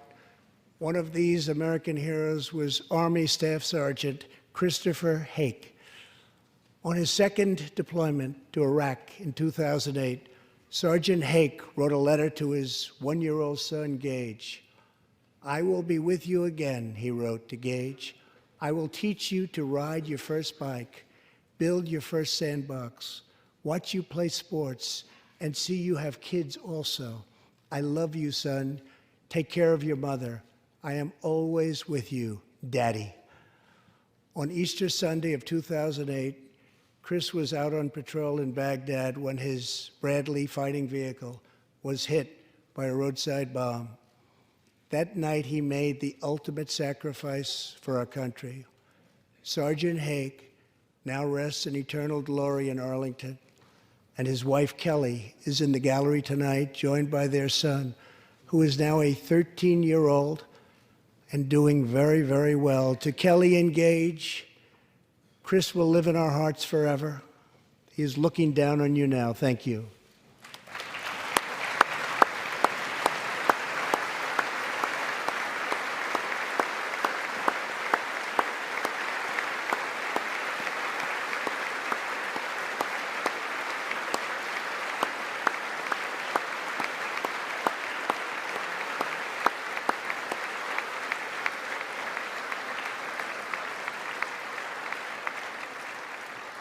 Thank you very much. Thank you both very much.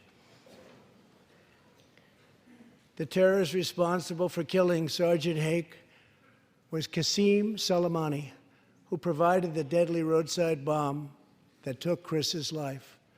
Soleimani was the Iranian regime's most ruthless butcher, a monster who murdered or wounded thousands of American service members in Iraq.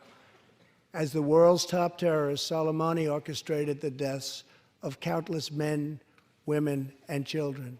He directed the December assault and went on to assault U.S. forces in Iraq, was actively planning new attacks when we hit him very hard. And that's why last month, at my direction, the U.S. military executed a flawless precision strike that killed Soleimani and terminated his evil reign of terror forever.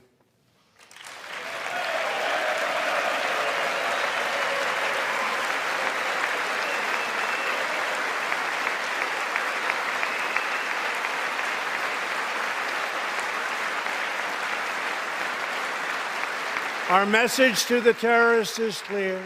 You will never escape American justice. If you attack our citizens, you forfeit your life.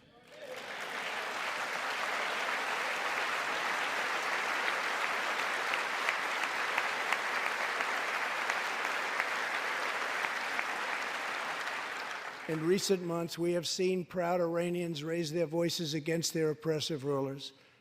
The Iranian regime must abandon its pursuit of nuclear weapons, stop spreading terror, death, and destruction, and start working for the good of its own people. Because of our powerful sanctions, the Iranian economy is doing very, very poorly. We can help them make a very good and short-time recovery. It can all go very quickly, but perhaps they are too proud or too foolish to ask for that help. We are here. Let's see which road they choose. It is totally up to them.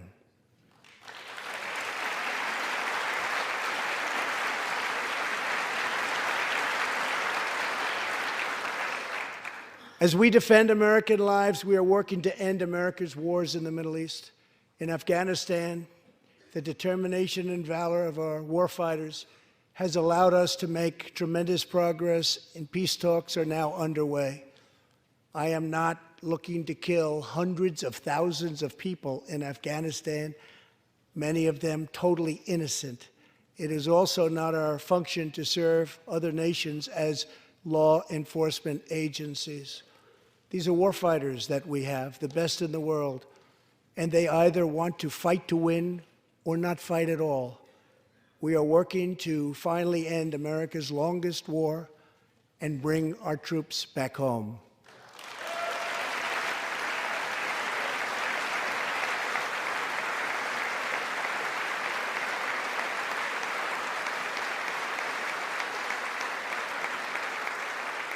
War places a heavy burden on our nation's extraordinary military families, especially spouses like Amy Williams from Fort Bragg, North Carolina, and her 2 children, 6-year-old Eliana and 3-year-old Rowan. Amy works full-time and volunteers countless hours helping other military families. For the past 7 months, she has done it all while her husband, Sergeant First Class Townsend Williams, is in Afghanistan on his 4th deployment in the Middle East. Amy's kids haven't seen their father's face in many months. Amy, your family's sacrifice makes it possible for all of our families to live in safety and in peace, and we want to thank you. Thank you, Amy.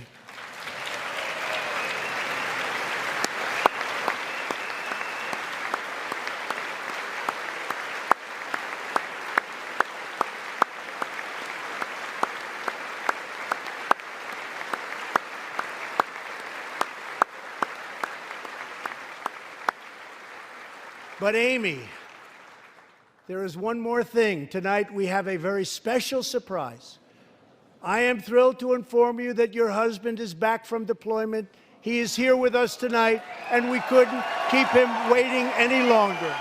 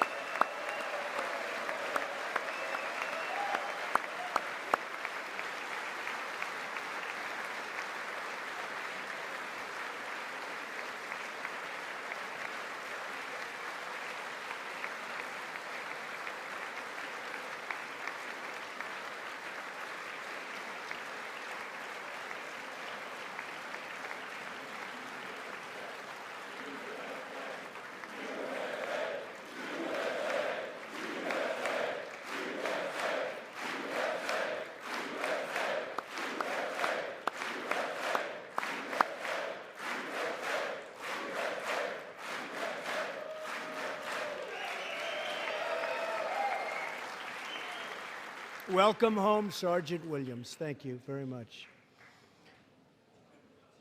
As the world bears witness tonight, America is a land of heroes. This is a place where greatness is born, where destinies are forged, and where legends come to life. This is the home of Thomas Edison and Teddy Roosevelt, of many great generals, including Washington, Pershing, Patton, and MacArthur.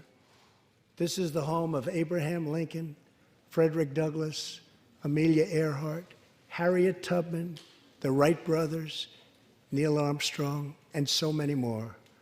This is the country where children learn names like Wyatt Earp, Davy Crockett, and Annie Oakley. This is the place where the Pilgrims landed at Plymouth and where Texas Patriots made their last stand at the Alamo.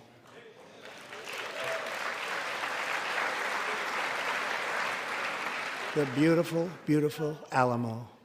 The American nation was carved out of the vast frontier by the toughest, strongest, fiercest, and most determined men and women ever to walk on the face of the earth.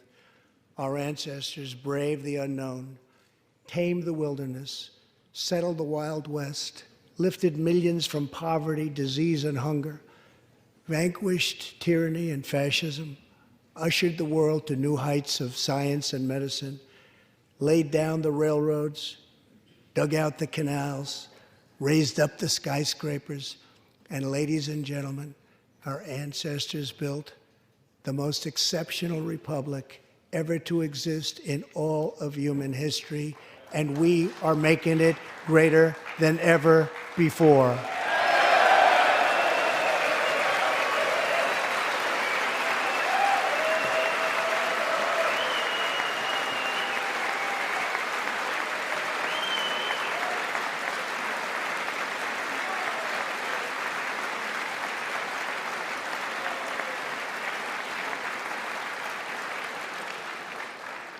This is our glorious and magnificent inheritance.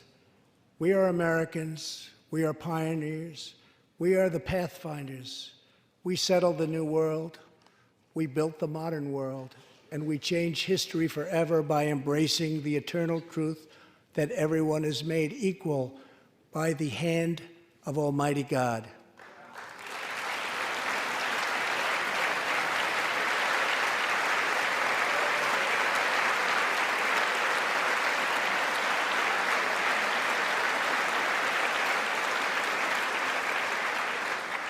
America is the place where anything can happen.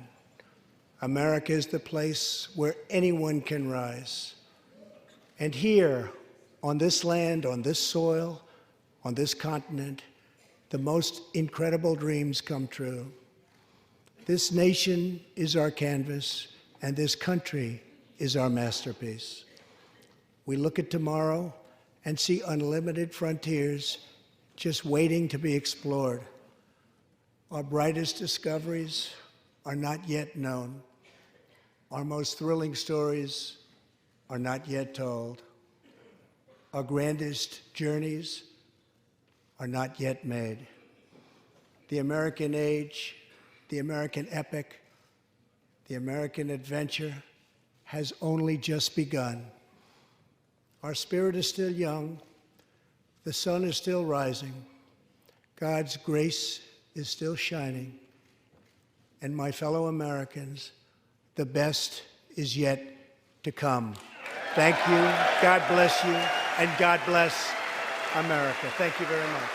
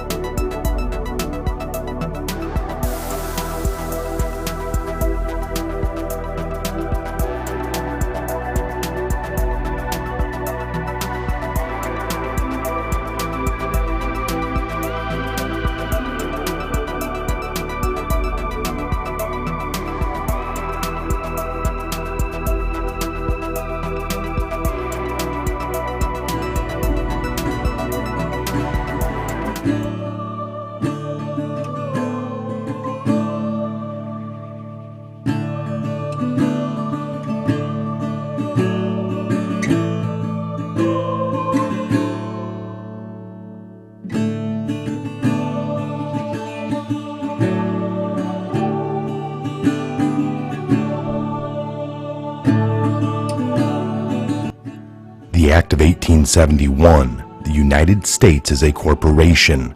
There are two constitutions. Since the Act of 1871, which established the District of Columbia, we have been living under the United States Corporation, which is owned by certain international bankers and aristocrats from all around the world, mostly in Europe and Britain. In 1871, the Congress changed the name of the original Constitution by changing one word, and that was very significant, as you will hear. Some people do not understand that one word or two words difference in any legal document do make a critical difference, but Congress has known and does know this and uses it all the time. 1871, February 21, Congress passes an act to provide a government for the District of Columbia, also known as the Act of 1871. With no constitutional authority to do so, Congress creates a separate form of government for the District of Columbia, a 10-mile square parcel of land. Now you got to look into Acts of the 41st Congress, Section 34, Session 3, Chapter 61, and Chapter 62.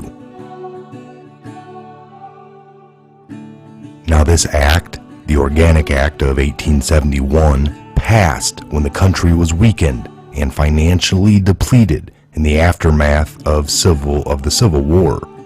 And it was a very strategic move by foreign interest, international bankers, and those who were intent upon gaining a stranglehold on the coffers and neck of America.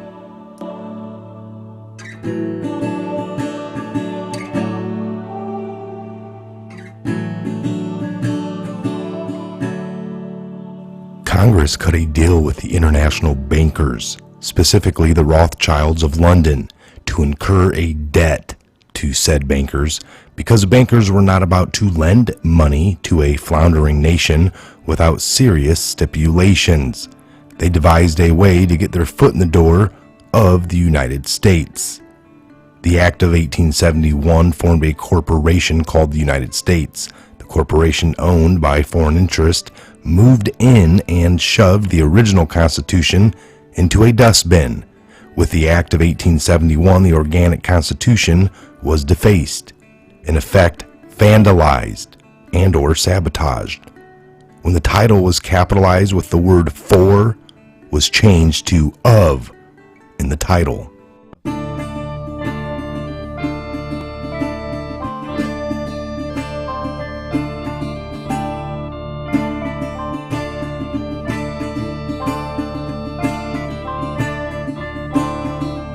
The flag of Washington's District of Columbia has 3 red stars, one for each city-state in the 3-city empire.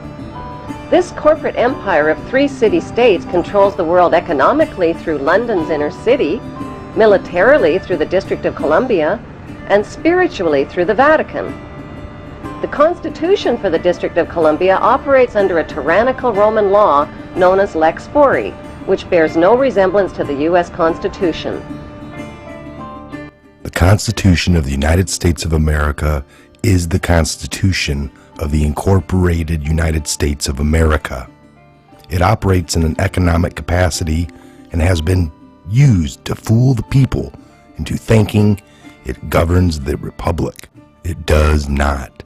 Capitalization is not insignificant when one is referring to a legal document. This seemingly minor alteration has had a major impact on every subsequent generation of Americans.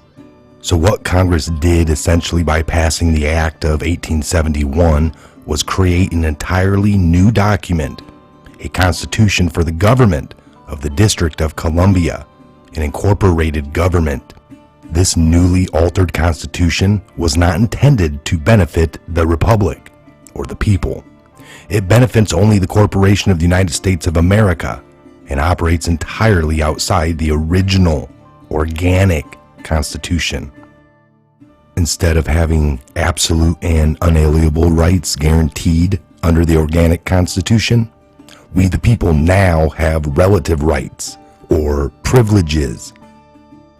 And one example is the sovereign's right to travel, which has now been transformed under corporate government policy into a privilege that requires citizens to be licensed, and your car needs to be registered. So think about that, folks. Also, a privilege is much easier to take away from you than a right. That's why your license can be revoked or taken so swiftly. By passing the Act of 1871, Congress committed treason against the people who were sovereign under the grants and decrees of the Declaration of Independence and the Organic Constitution.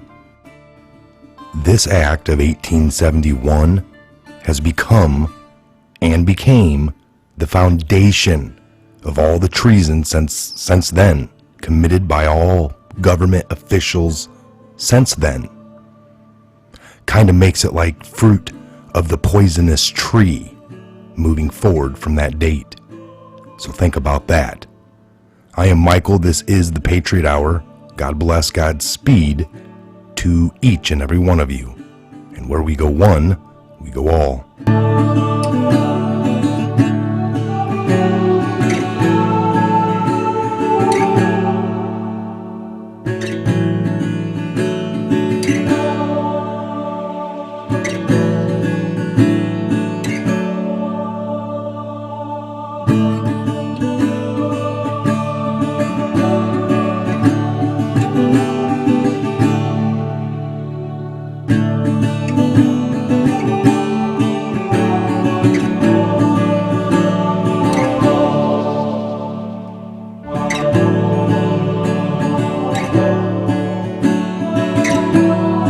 third city-state was officially created in 1982.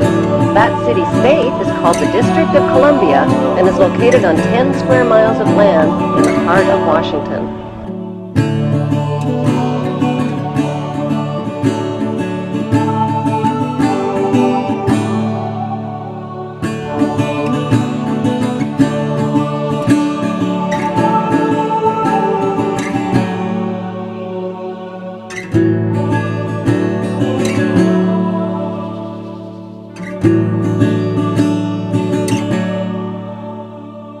Man, I hope every one of these bastards get what they deserve. Prosecutors say next to be indicted will be Harper gave What? misleading statements. Indicted? Finances about 1 minute before the company. Indicted? That's not fair. They made you go on that show. Did you hear what they said, Jane? I'm gonna be indicted. But you only said what they told Indicted, you. Jane! Indicted! I'm gonna be indicted! No, wait, it's gonna be okay. Indicted! Honey, Dick. Indicted! Honey. I'm gonna be indicted! Hold it, they can't. It's gonna be okay. Just calm down. I can't calm down, I'm gonna be indicted! Indicted!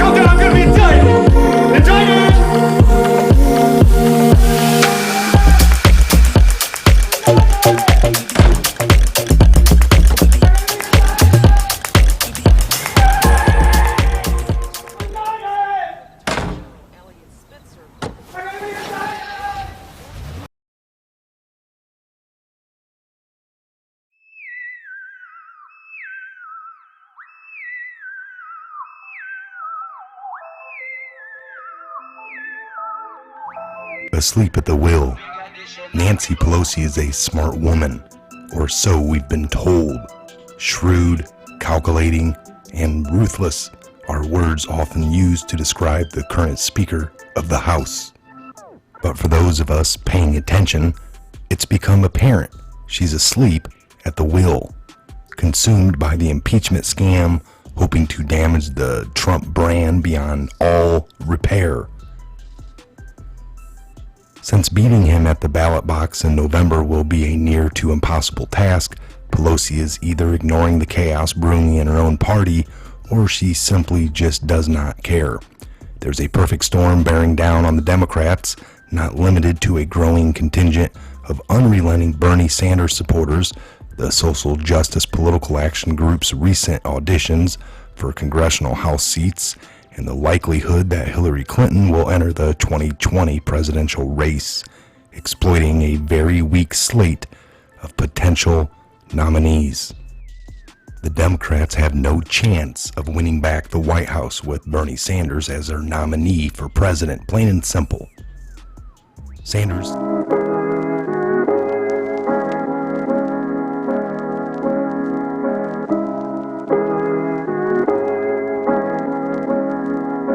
I don't deny there's some strange evolutionary process going on, but mankind won't be destroyed. The fact that you and I are working here today is evidence of that evidence. There have been many related sequential coincidences all throughout my life. Incidents that by themselves would have led to nowhere. Now statistically, the odds against the same or related sequence of events happening to one individual are astronomically high. It is this series of incidents that have convinced me that God has had a hand in my life.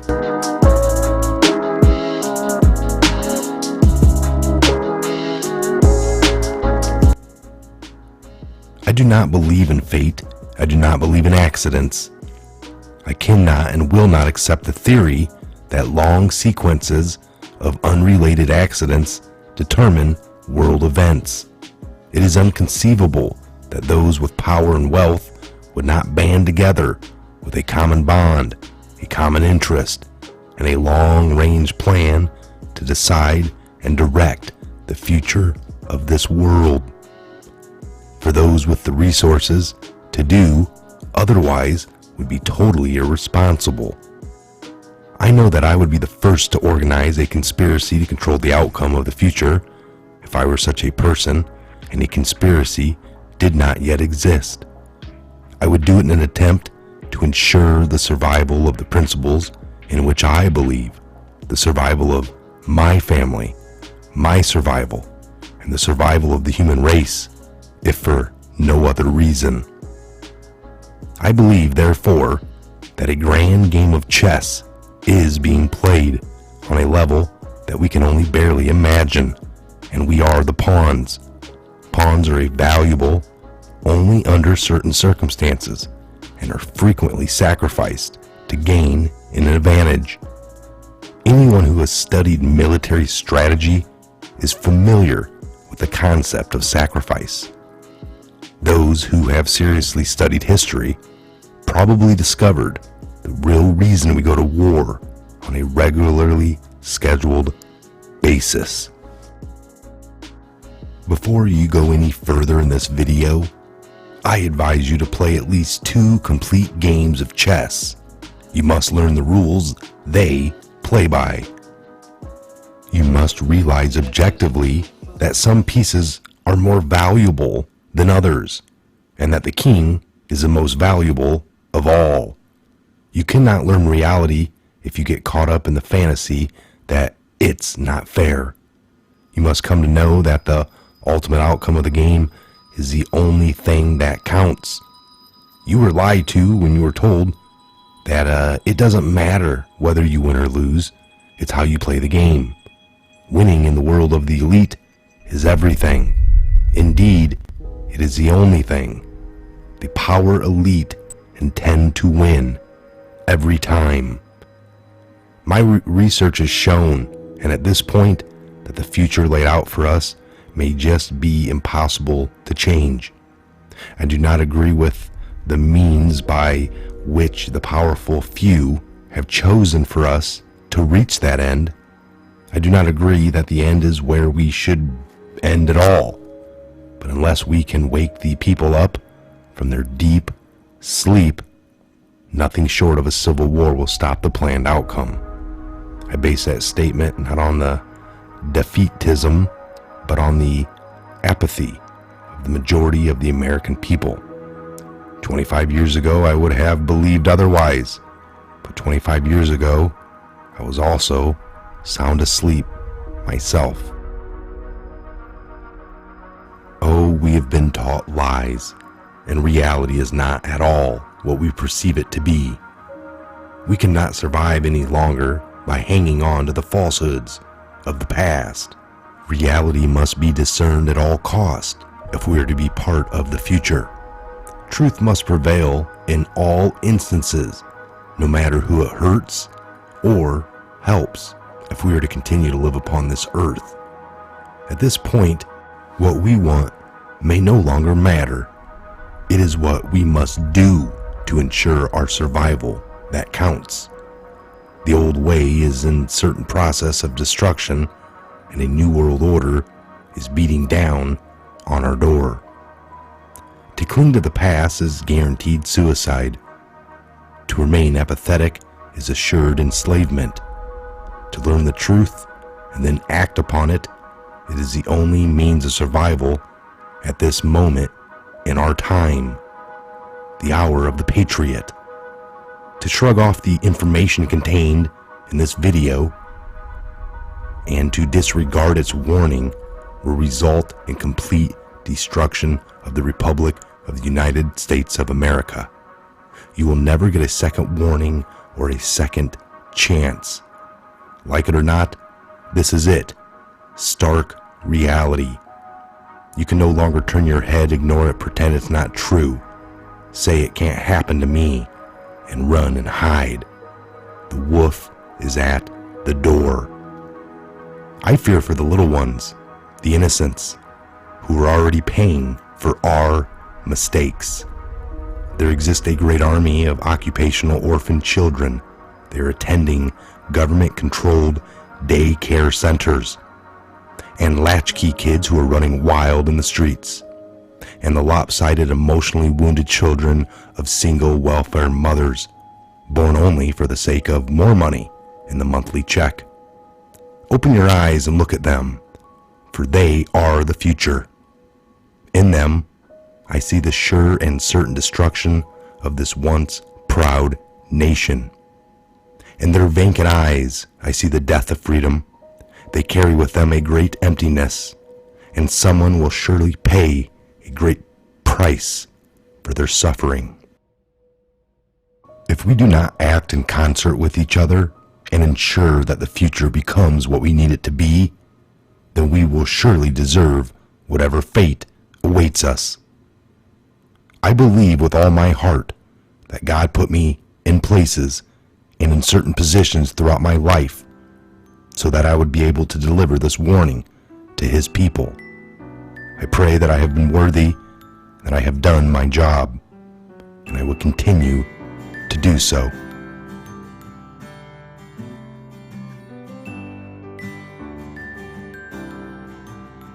Fellow patriots, I will leave you with this tonight. One basic truth can be used as a foundation for a mountain of lies. And if we dig down deep enough in the mountain of lies and bring out that truth to set it on top of the mountain of lies, the entire mountain of lies will crumble under the weight of that one truth. And there is nothing more devastating to a structure of lies than the revelation of the truth upon which the structure of lies was built, because that shock waves of the revelation of the truth reverberate and will continue to reverberate throughout the earth for generations to follow, awakening even those people who had no desire to be awakened to the truth.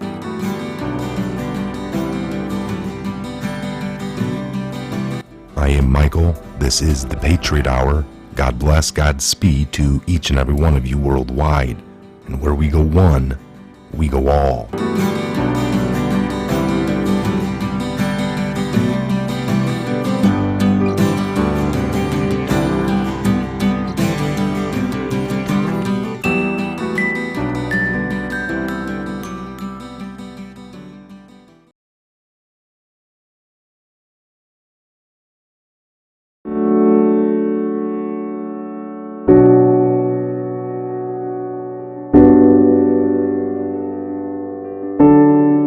In 1943, the following directive was issued from party headquarters to all communists in the United States. It read, "When certain obstructionists become too irritating, label them after suitable build-ups as fascist or Nazi or anti-Semitic, and use the prestige of anti-fascist and tolerance organizations to discredit them. In the public mind, constantly associate those who oppose us with those names which already have a bad smell. The association will, after enough repetition, become fact in the public mind."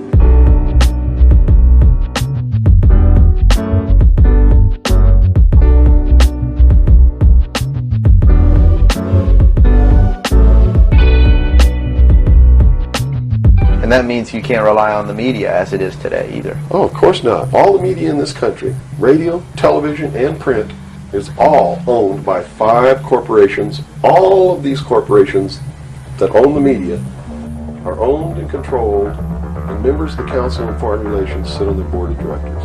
Can you name those 5?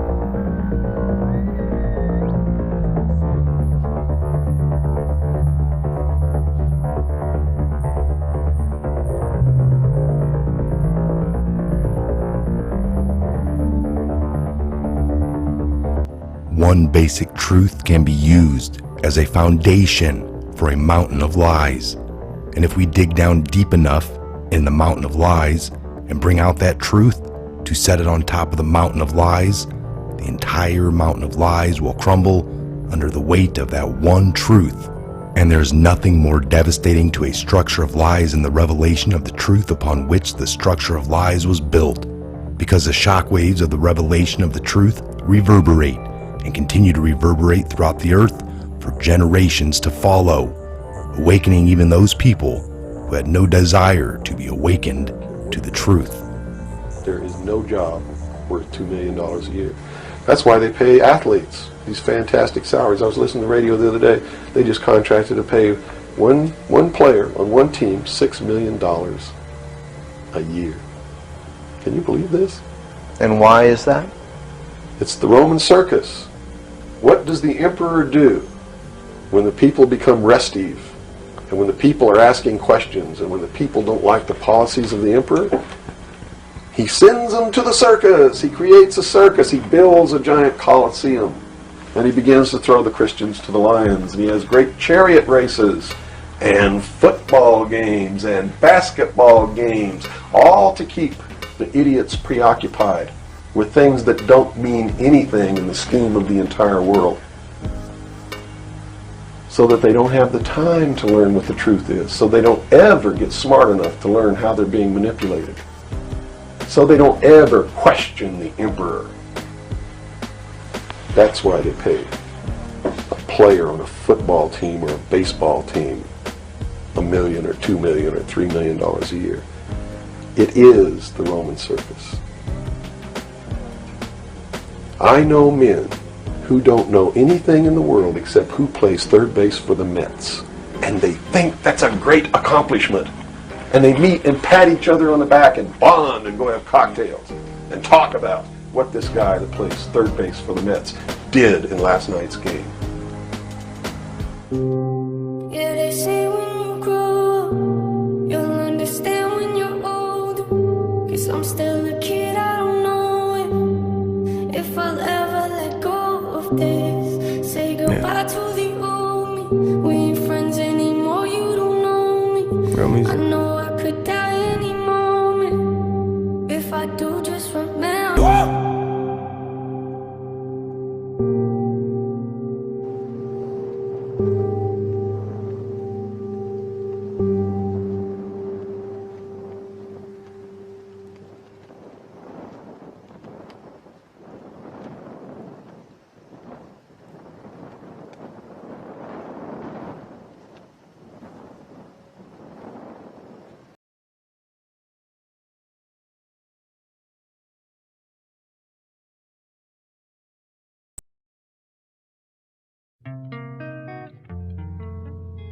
Goodbye.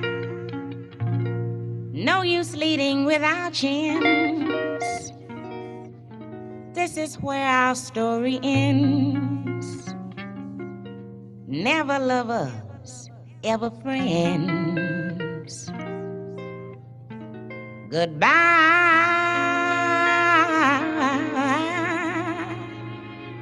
Let our hearts call it a day.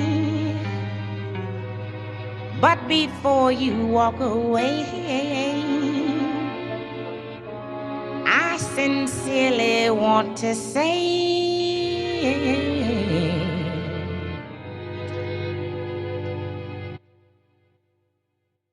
goodbye. Bye. Goodbye.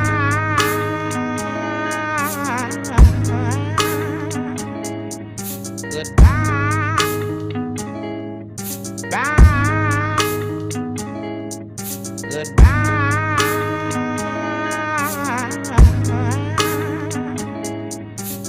You told me that I was crazy till I pulled up on your man and you look like the devil when you waved at me. Bitch, I got something to say to you. Goodbye. Bye. Goodbye.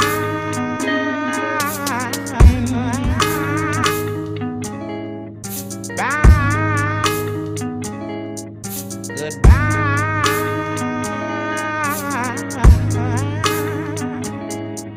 Goodbye. Bye. Goodbye.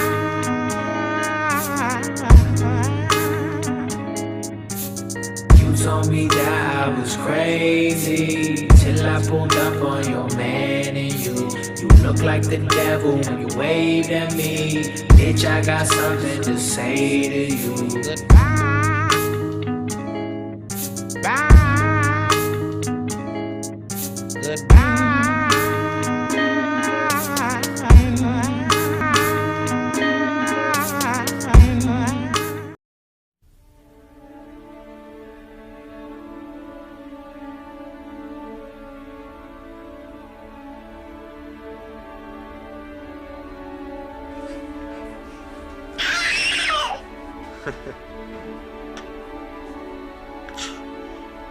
Come on, buddy. Roses and flowers of angel hair. There you go. That's gone. And Yes, sir. castles in the air. And feather canyons everywhere. Road guard, you stand properly relieved. Clouds that way. But now they block the sun. They rain and they snow on everyone. So many things I would have done, but clouds got in my way. I've looked at clouds from both sides now, from up and down, and still somehow it's cloud illusions I recall. I really don't know clouds.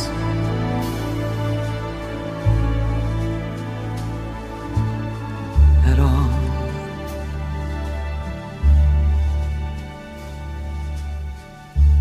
Moons and Junes and Ferris wheels, the dizzy dancing way that you feel as every fairy tale comes real. I've looked at love that way, but now it's just another show. And you leave them laughing when you go. And if you can, don't let them know. Don't give yourself away. I've looked at love from both sides now, from give and take, and still somehow it's love's illusions that I recall. I really don't know love.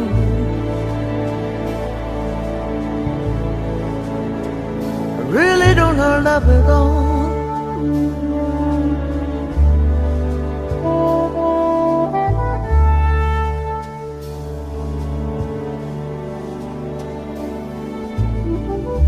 Tears and fears and feeling proud to say I love you right out loud. Dreams and schemes and circus crowds I've looked at life that way. Oh, but now, old friends, they're acting strange. And they shake their heads and they tell me that I've changed. Well, something's lost, but something's gained in living every day. I've looked at life from both sides now, from win and lose, and still somehow it's life's illusions I recall. I really don't know life at all.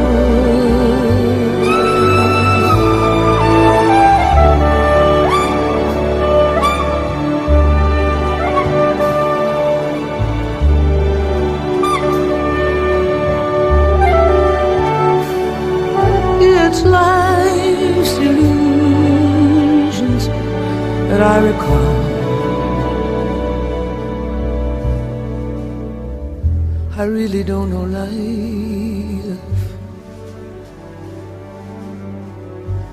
I really don't know life at all.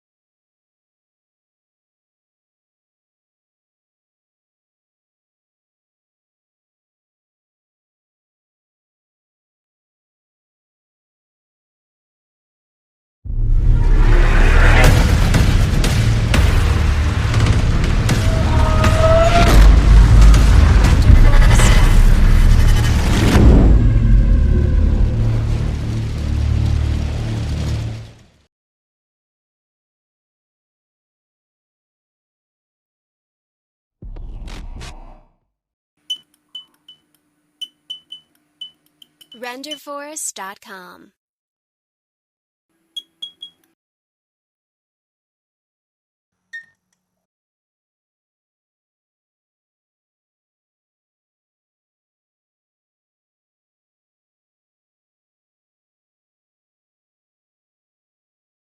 You know what letter that is, Grover? I think so. What letter is this? Q. Q. This Yeah. is indeed a Q. Hey, Froggy.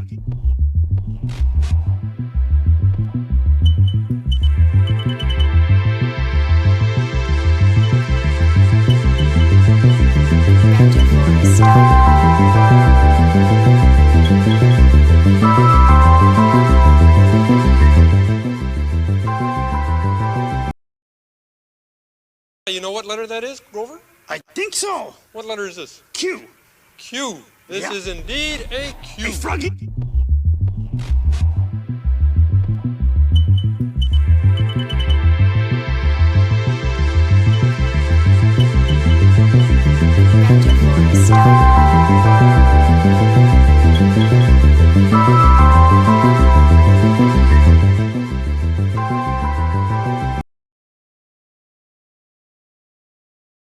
They've told us to be quiet. They've told us to say nothing and do nothing.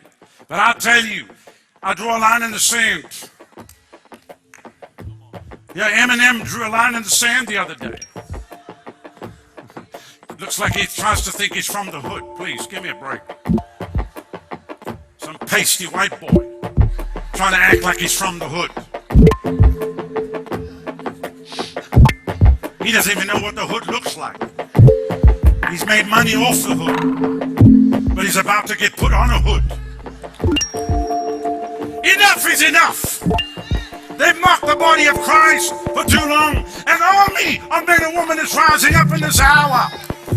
God is answering our prayer. He will not be mocked. He's a God that answers by fire. Do not be afraid of the showdown. Don't be afraid of the showdown. Don't be afraid. It's time to mock the false gods of Egypt and their prophets. What are these people? What are these holiday prophets of the enemy? You know, I mock you. And some say, no, we must be nice so we can win them for Jesus. These people are full of the devil. These people can't even be reasoned with. These are not people that you can talk to. And they already have given their soul to the devil. Are you with me? These people go through seances. These people drink blood. These people sacrifice children. Somebody said they don't do that. They sacrifice children at the highest levels in Hollywood. They drink blood of young kids. This is a fact. That's why the next thing to be exposed will be all the pedophilia that's going to come out of Hollywood and come out of Washington, D.C. The human sacrifice and the cannibalism has been going on for years. Somebody said, oh, they don't do that. It's worse than what you think. You remember when the whole spirit cooking thing came out? That's commonplace, ladies and gentlemen. And many of the Hollywood actors that you don't see on the screen, what you don't know, they bring a witch. They do a big seance right there on the set, and they worship devils, and they allow devils to come into them before they take the part of what they're going to act. It's a fact what I'm telling you.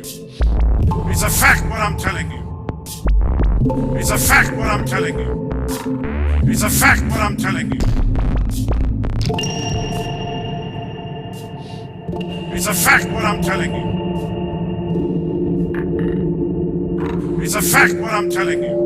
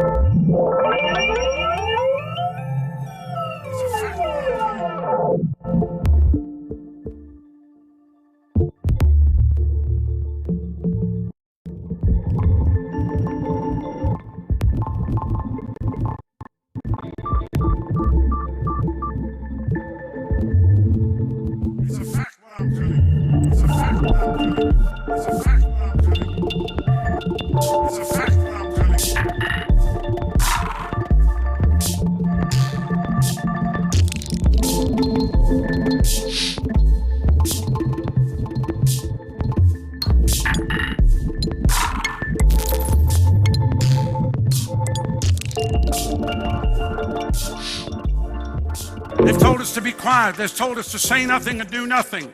But I tell you, I draw a line in the sand. Yeah, Eminem drew a line in the sand the other day.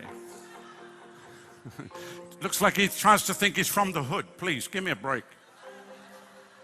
Some pasty white boy trying to act like he's from the hood.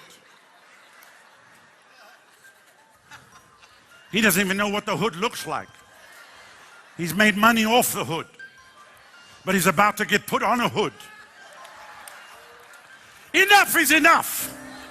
They've mocked the body of Christ for too long. An army of men and women is rising up in this hour. God is answering our prayer. He will not be mocked. He's a God that answers by fire. Do not be afraid of the showdown. Don't be afraid of the showdown. Don't be afraid. It's time to mock the false gods of Egypt and their prophets. What are these people? What are these holiday prophets of the enemy? You know, I mock you. And some say, no, we must be nice so we can win them for Jesus. These people are full of the devil. These people can't even be reasoned with. These are not people that you can talk to, and they already have given their soul to the devil. Are you with me? These people go through seances. These people drink blood. These people sacrifice children. Somebody said they don't do that. They sacrifice children at the highest levels. In Hollywood, they drink blood of young kids. This is a fact. That's why the next thing to be exposed will be all the pedophilia that's going to come out of Hollywood and come out of Washington, D.C.